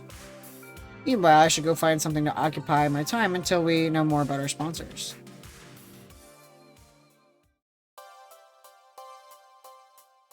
With Rhapsody's business concluded, I'm cut adrift again to wander the floors of Max. You know what? I think I'm getting used to the chaos. I'm used to the crowds. Oh no, you're fine. You're so fine. I don't blame you. You're allowed to be nonverbal here. Dare I say it, I'm kind of having fun. Losing our sponsors is a setback to be sure, but we're still on a winning streak. Why worry? We've overcome this challenge. My trajectory is straight upwards. Nothing's gonna change that. I'm a winner, a champion, and the rest of the world needs to catch up to that idea. In the here and now, there's Max, there's fun to be had, and darn it, I should have some fun. Curious, I pull up my phone from my pocket to be greeted by a smiling Iris. I've been analyzing your conversational tone and heart rate ever since this morning. Aside from a brief spike of stress early on, you're doing well. I'm glad our efforts are paying off. Yeah, we'll be back on track to the Pro Tour in no time. No. I mean our efforts at helping you with your mental health issues. Oh yeah, I have mental health issues. My what? If you mean my desire to win, maybe to get too fixated, but I wouldn't go so far as to call it mental health issue. Call it what you like, but know that I think you're in a much healthier place now. You and the rest of your team. Come on, Iris, say balls to the wall, okay? You're all here pulling for a common cause, but also relaxing and enjoying time spent with friends. You're in a better place.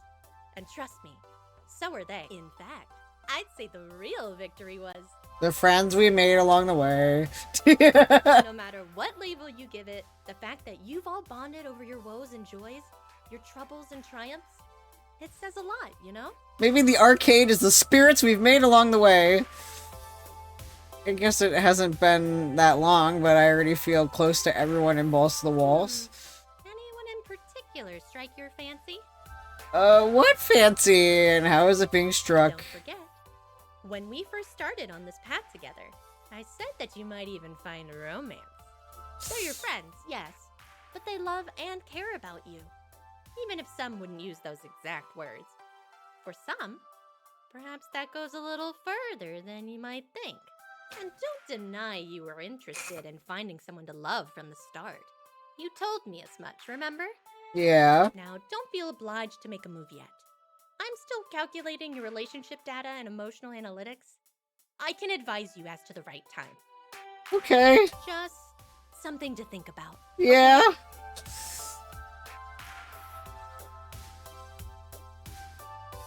Yeah. It's funny you should bring this up, actually. Now that I think about it, there is someone who I'd love to spend more time with. Woohoo!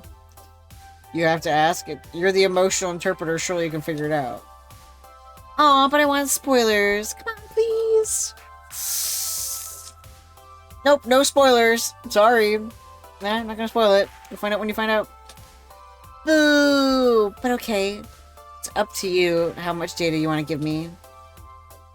Thanks. I'll do everything I can to help you in your love life. Just say the word.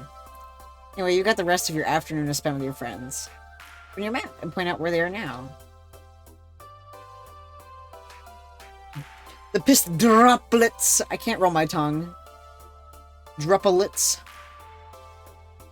Now performing a location search. Here you are. Okay, cool. We got Grace playing indie games. Zapper on the phone with Jinx while buying stuff. Our rival, and then Domino's loitering. Yeah, right? I'm gonna take a peek on holding my groin. Why is Groininator at the Palace booth?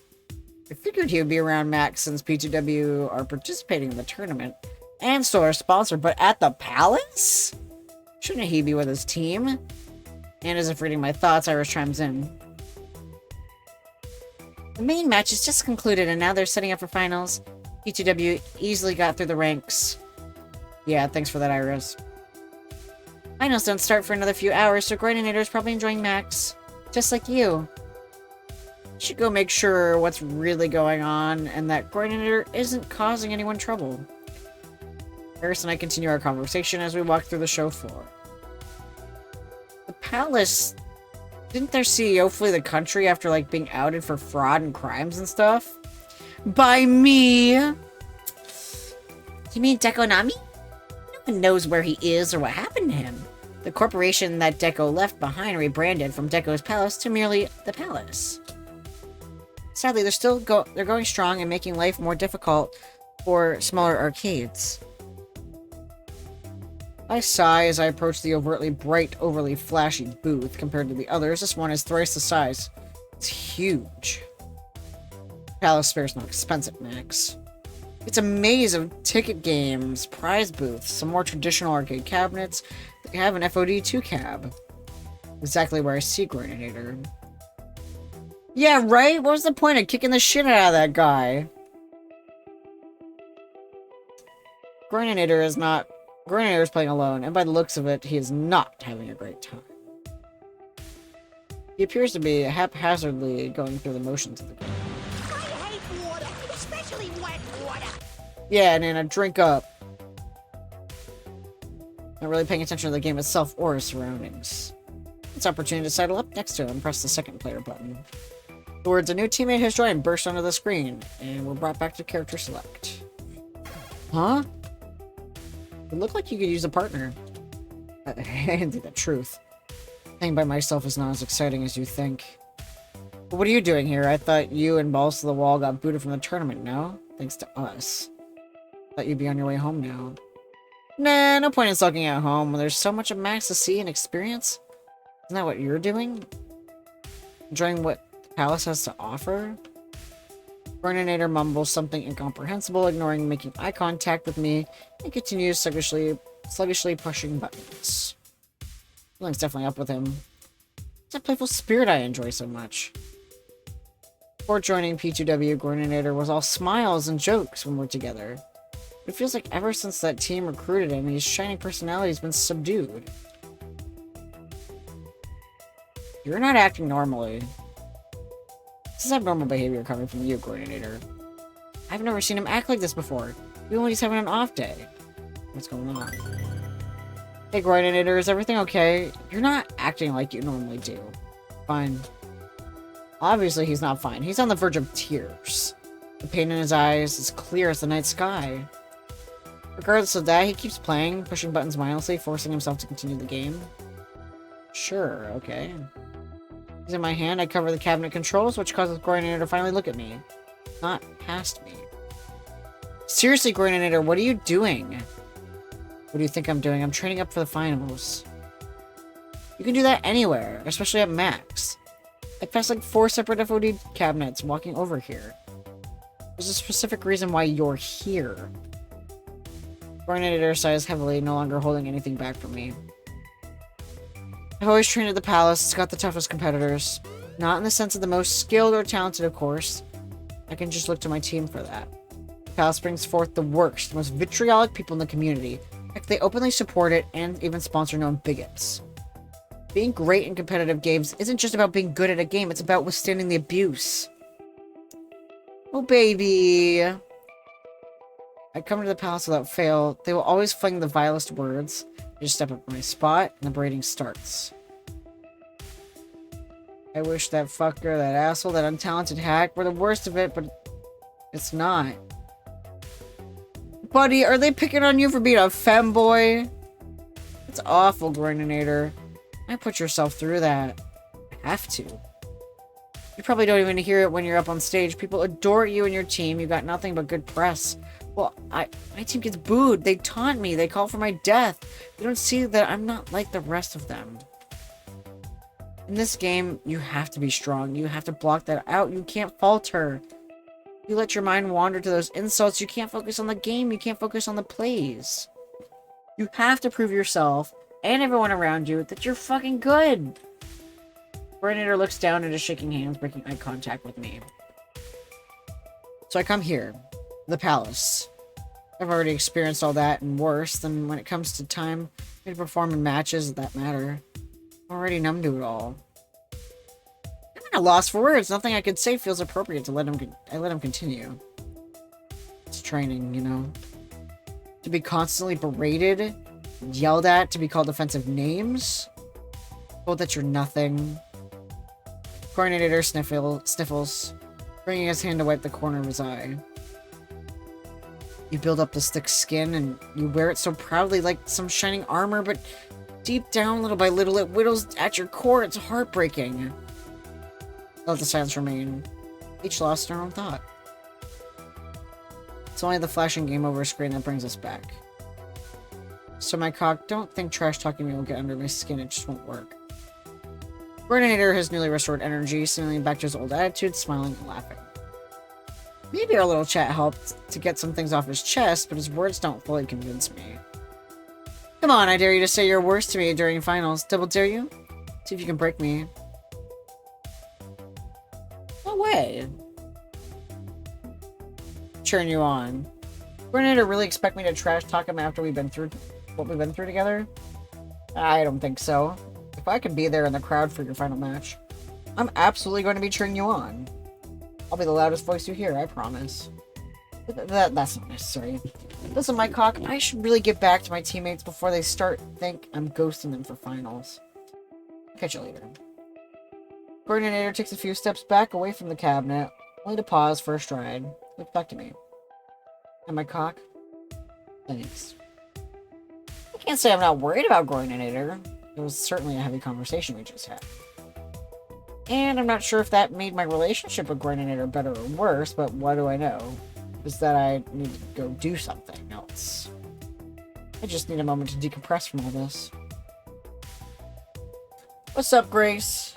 If there's one place I'm definitely going to find Grace, it's the indie section.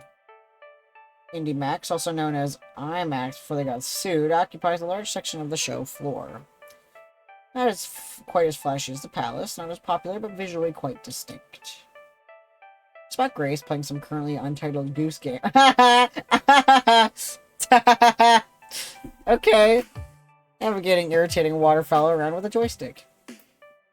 So, is this game for the birds? Huh? It's a pun because birds in a game. Oh, I see. That's very clever. But hey, check this out. After her game ends, Grace steps away, and the arcade game doesn't simply go into its looping demonstration mode. A menu pops up with a dozen different indie arcade titles on offer, each playable for a mere quarter. Even the marquee art across the top shifts and blurs. Not a painted backlit sign, it's an animated LCD screen, which changes based on the game being played. Wow! Nice, huh? It's called an indie cab. It's a multi-game that even changes the cabinet's art based on what you're playing. If you roll one of these out in an arcade and buy up a bunch of indie games for it, you can play anything you like. So, multi-cades aren't anything new. Domino plays one all the time. Jinx hacked her Fast Car 7 to be a racing multi-cade. Right, but those are hacks. This one's a platform. Games are distributed digitally and legally. Oh, like the Neo Geo machine I played at the arcade in Wisconsin. Which I just played Bubble Bobble for 2 hours. The whole thing is powered by a generic PC inside the cabinet. The indie devs get paid for their hard work and don't even have to manufacture a bunch of expensive one-off single-game cabinets to get their game out there. That's wonderful. IndieCab is really going to revolutionize indie arcade games. No more limited edition runs of games because they can't afford to make a bunch of copies. MAME cabinet. Yeah. Yeah, I know what a MAME is. I used MAME technology to get the Faces of Evil working. Yeah, death to LRG. I hate limited edition runs.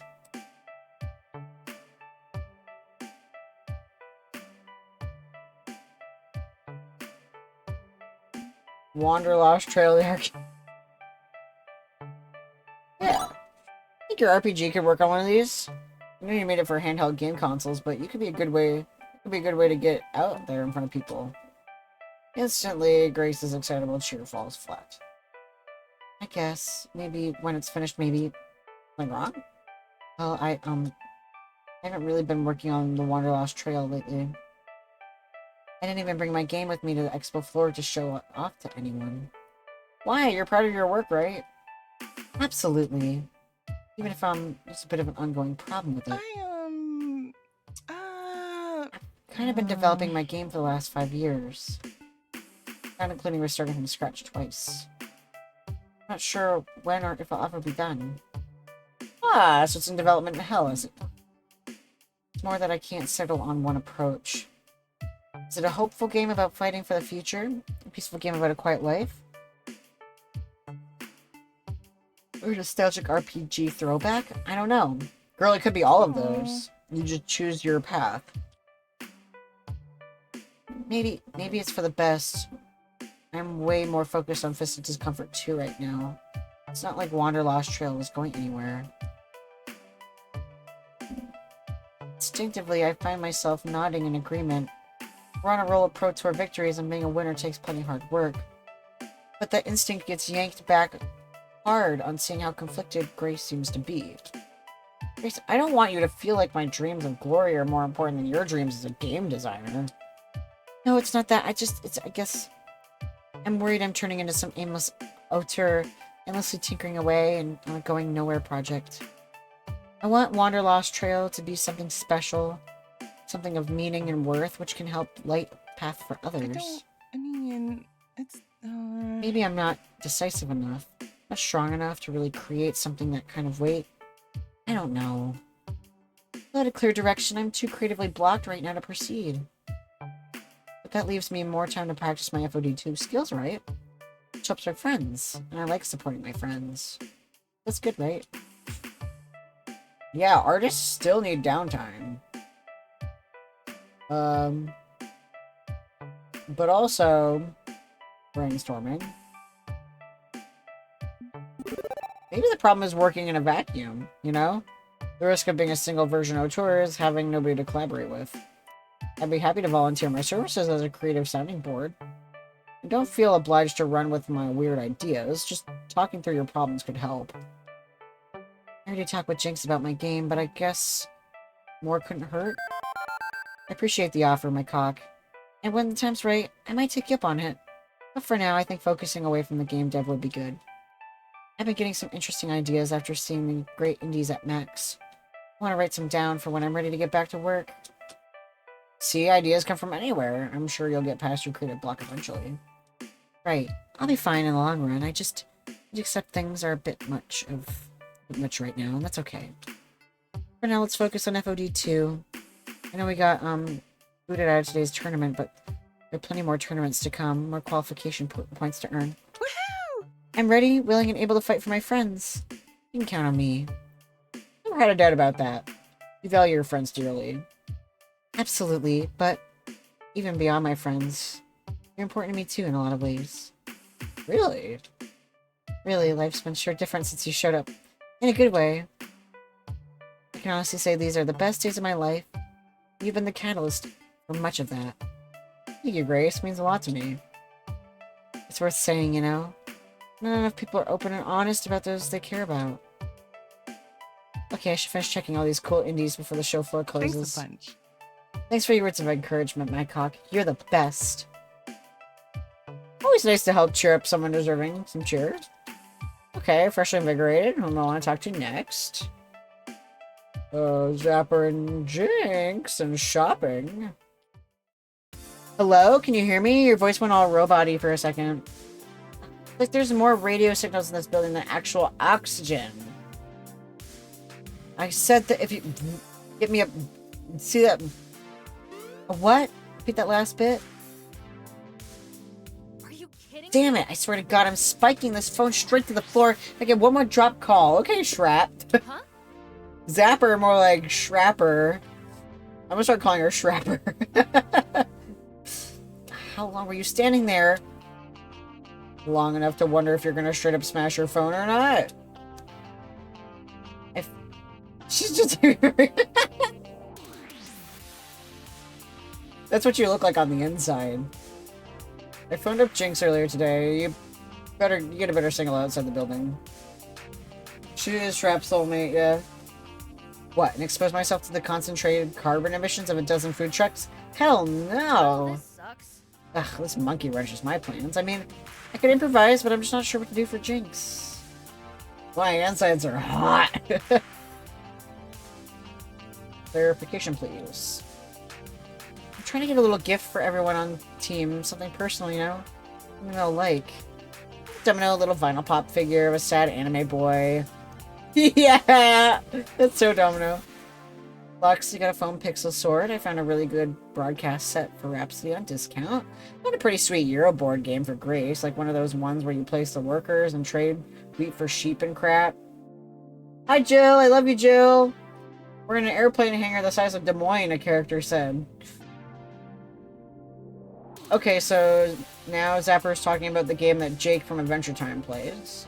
I'm not sure what to get for Jinx. I have a hard time reading her, you know? She's normally so quiet. Okay, let's work through this. What are your options? Yeah, it's pretty fucking big. You're so right. Also, Jill, I love you. I've got 3. There's a plastic steering wheel controller for Grace's retro consoles. Used copy of the Fast Car 6 soundtrack on vinyl. I don't know, like a Max hoodie? She doesn't really wear hoodies. The controller's junky, and as for Fast Car 6, I heard the guy who made it did inappropriate things with a badger or something? Help me out here, okay? What do you think she liked the most?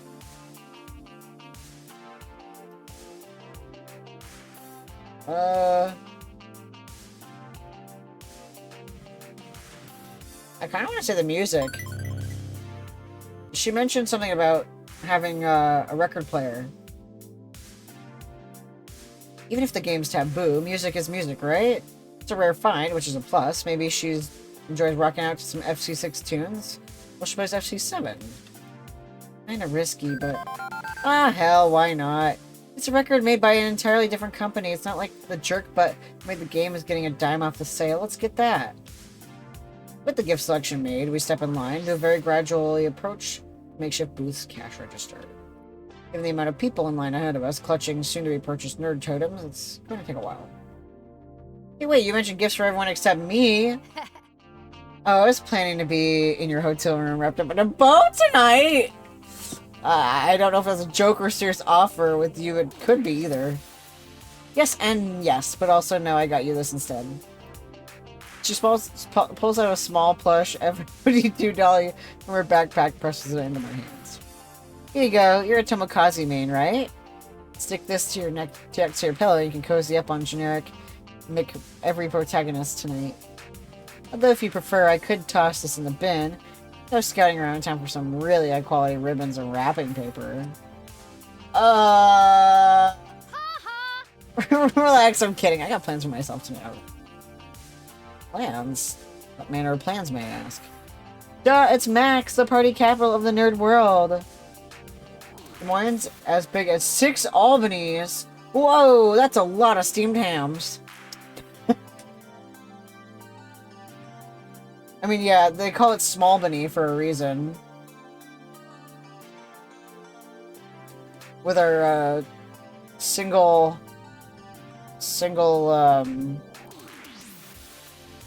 what's it called? Single concourse airport. Game publisher parties with game-themed cocktails, room parties which result in furniture tossed out the window into the pool, or even just hanging out in the hotel bar. Man, if you can't have fun at Max, you're not even trying. Or possibly dead. 90-ish square... That's huge! But also, Albany is also, like, one of many cities in the area. This area is just, like, 3, 4, 5 tiny cities. So... I thought this was an industry trade event, not a party. I mean, I haven't seen partying yet. You've been sticking to the expo floor. You gotta know people who can get you into the good stuff. It only happens off-site and at night.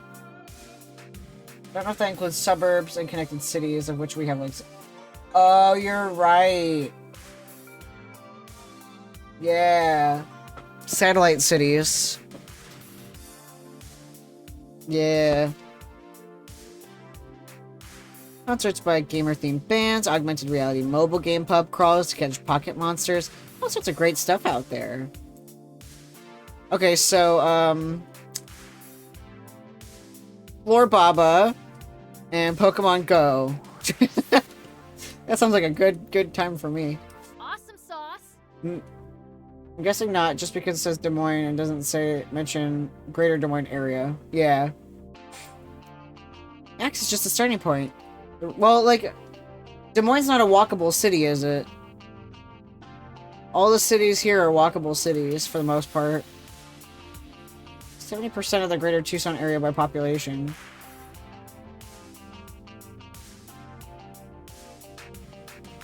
Downtown is walkable. Okay. Gotcha. Downtown Milwaukee is pretty walkable. Milwaukee. Take a little walkie. Yeah. Max is just the starting point, the rally marker everybody flocks around. The real hotness is the community around Max, and they know how to partay. This is bad comedy. Skywalk. Oh yeah, I've heard of Skywalk, yeah. How about you and I hit the town? You're fun.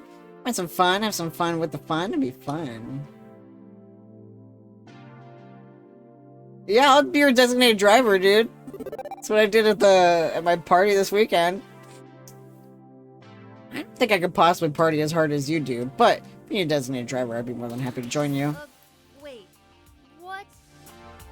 Girl, I'll get a Hertz rent-a-horse. Wait, since when do you drive a car? You didn't fly out here. I mean, as a general concept, like having a second for trial by combat, or a wingman and an aerial dogfight. Oh, well, that works. Sure, why not? Not gonna object if someone wants to play the role of safety net. And hey, maybe we can loosen you up a little bit along the way.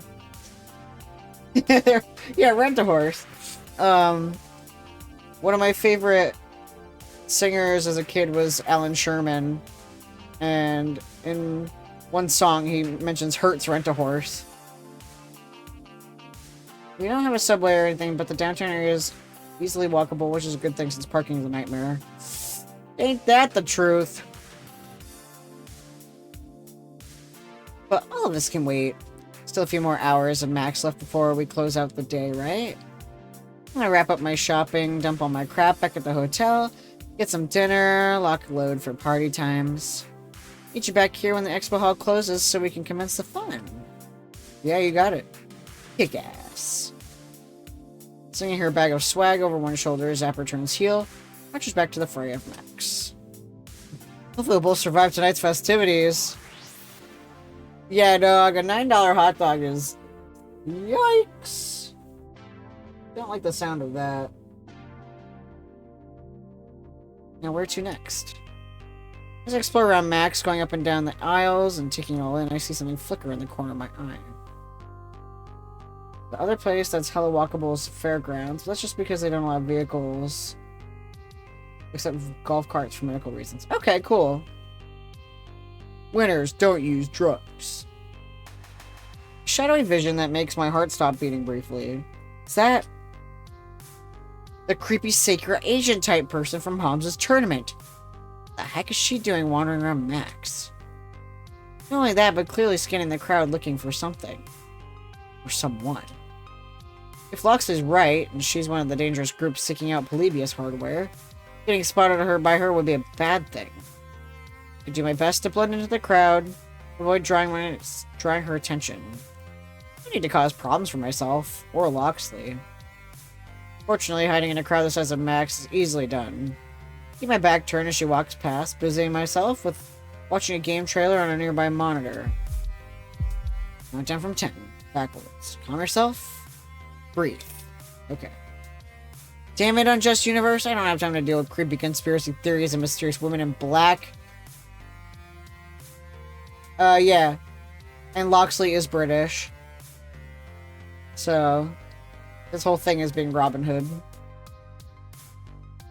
Okay, I got an esports team to run. In fact, I should be checking in with Loxley and Rhapsody about their sponsorship solution if we're going to recover from this nosedive and start winning again if we need to.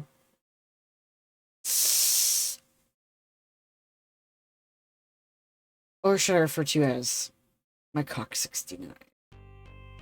Play cool, play cool, play cool, play cool.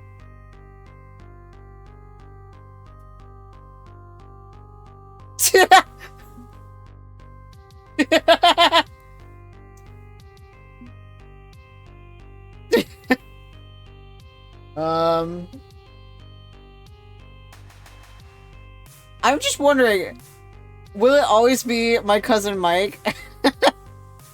That's funny. I kind of want to just be like, no time to chat, move along, yeah. But, yeah, I don't care. I'm sorry, you must be confusing me with my identical twin cousin Mike. Honest mistake happens all the time. Excuse me. I would strongly suggest you take a moment to chat with me, Mixhawk. Will not take long, I assure you. It's regarding the matter of a certain arcade title you played at a recent tournament. I believe the name was Polybius, yes? I have no idea what you're talking about. I have little doubt that you're extremely aware of what I'm talking about. Tell me, have you been experiencing any numbness or tingling in your hands? Perhaps a moment of disorientation or night terrors? I'm fine. I still don't know what you're talking about. Interesting. Mixhawk, contrary to what certain criminal annoyances may or may not have told you, I am not your enemy. My only interest is public safety, keeping dangerous artifacts away from citizens such as yourself. The information you can offer me would be appreciated. Are you ready to talk? Here's my number. She presses black business card into my tingling hand. Embossed on it is simply the number 6. No area code. No exchange. No digits whatsoever. That happens with too much masturbation. It's a little weird to ask you about it. Yeah, you're right, actually. 6? Your number is just 6? How am I supposed to... As she melts back into the crowd. Oh, no, the monster eyes are from our night terrors. In a previous episode, we played on the Polybius machine. And now we were having night terrors and numbness and tingling in our hands. Also, Jill, if those are what happens with masturbation, maybe you should stop if you're having night terrors. It should not cause night terrors. As she melts back into the crowd, somehow managing to vanish into the throng of gamers, despite wearing an outfit that make her stand out anywhere other than a funeral. As she departs, I pull out my phone, enter the number into my contacts. I'm so sorry, Nana. Too much. Okay. Hey, Shrap, do you get night terrors?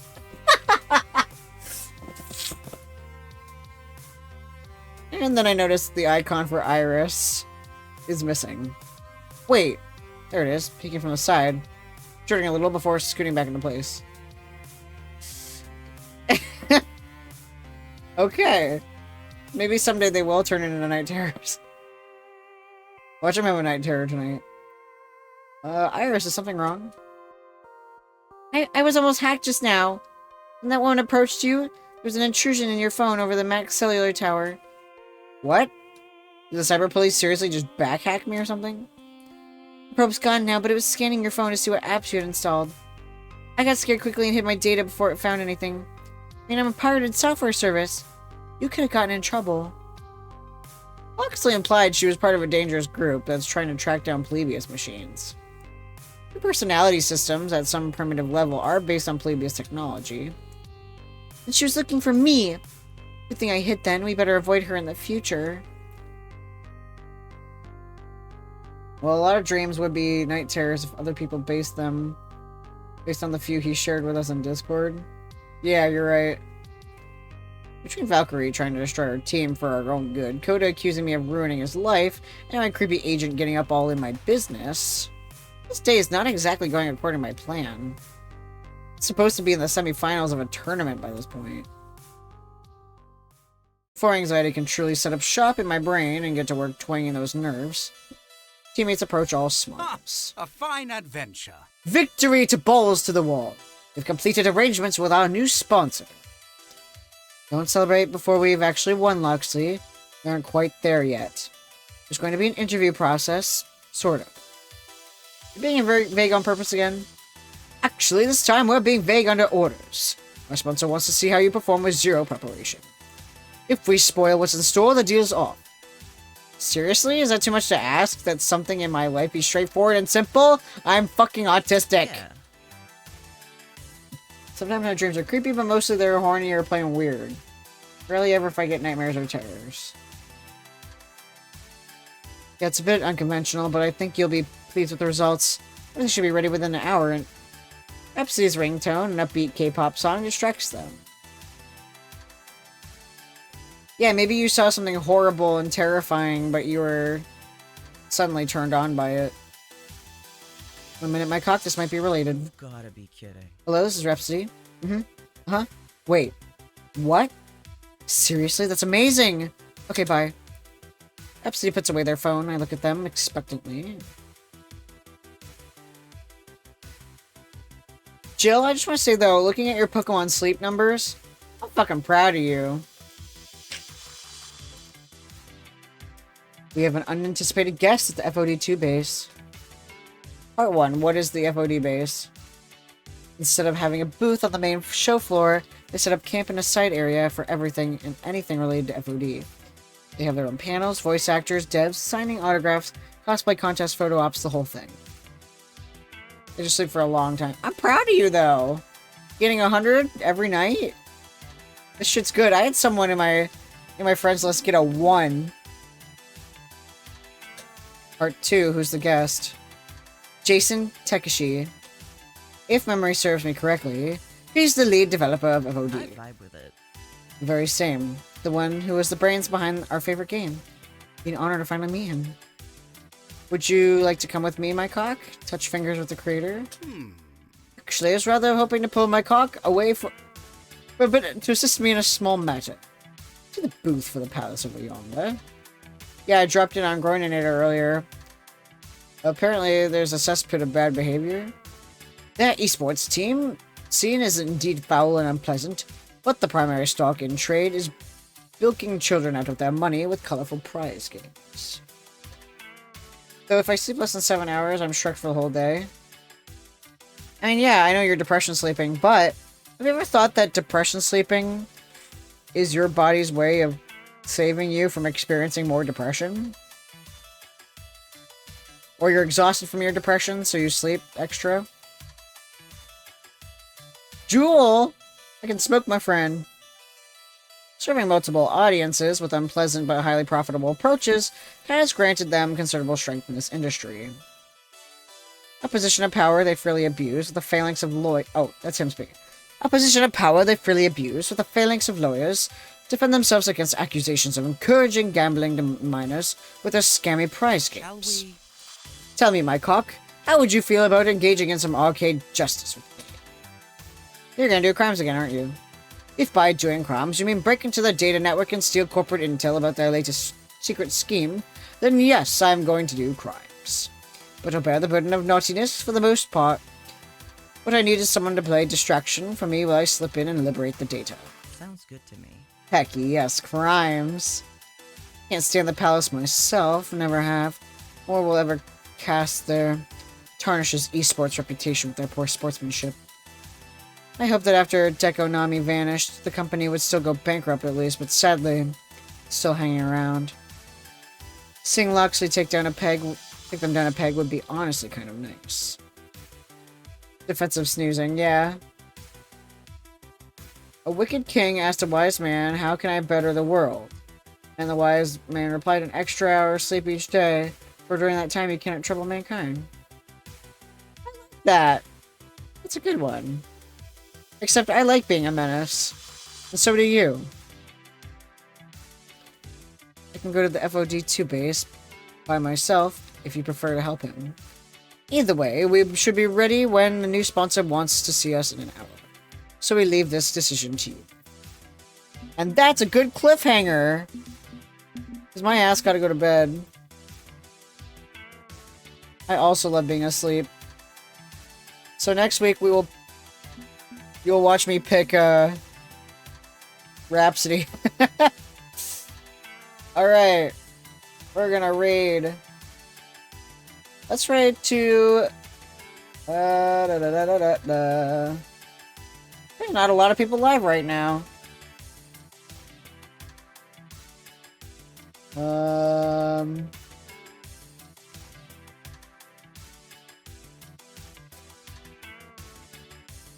Octocopy. I haven't rated Octocopy in a while.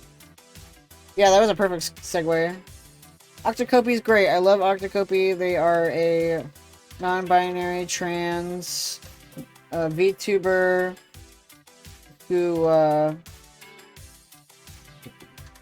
is based around a 1990 or basically what would look like if they were a PS1 villain or monster, a cool alien VTuber with lots of really fun commands. You can put commands up on their faceplate. Just a lot of fun. Very cool person, good vibes. So we'll rate to them, and I will see you guys next week for Transforce Heroes, some Legos for Orville's birthday, and then more of this. So I will see you guys next week. And if you have not heard it yet today, I love you. Bye.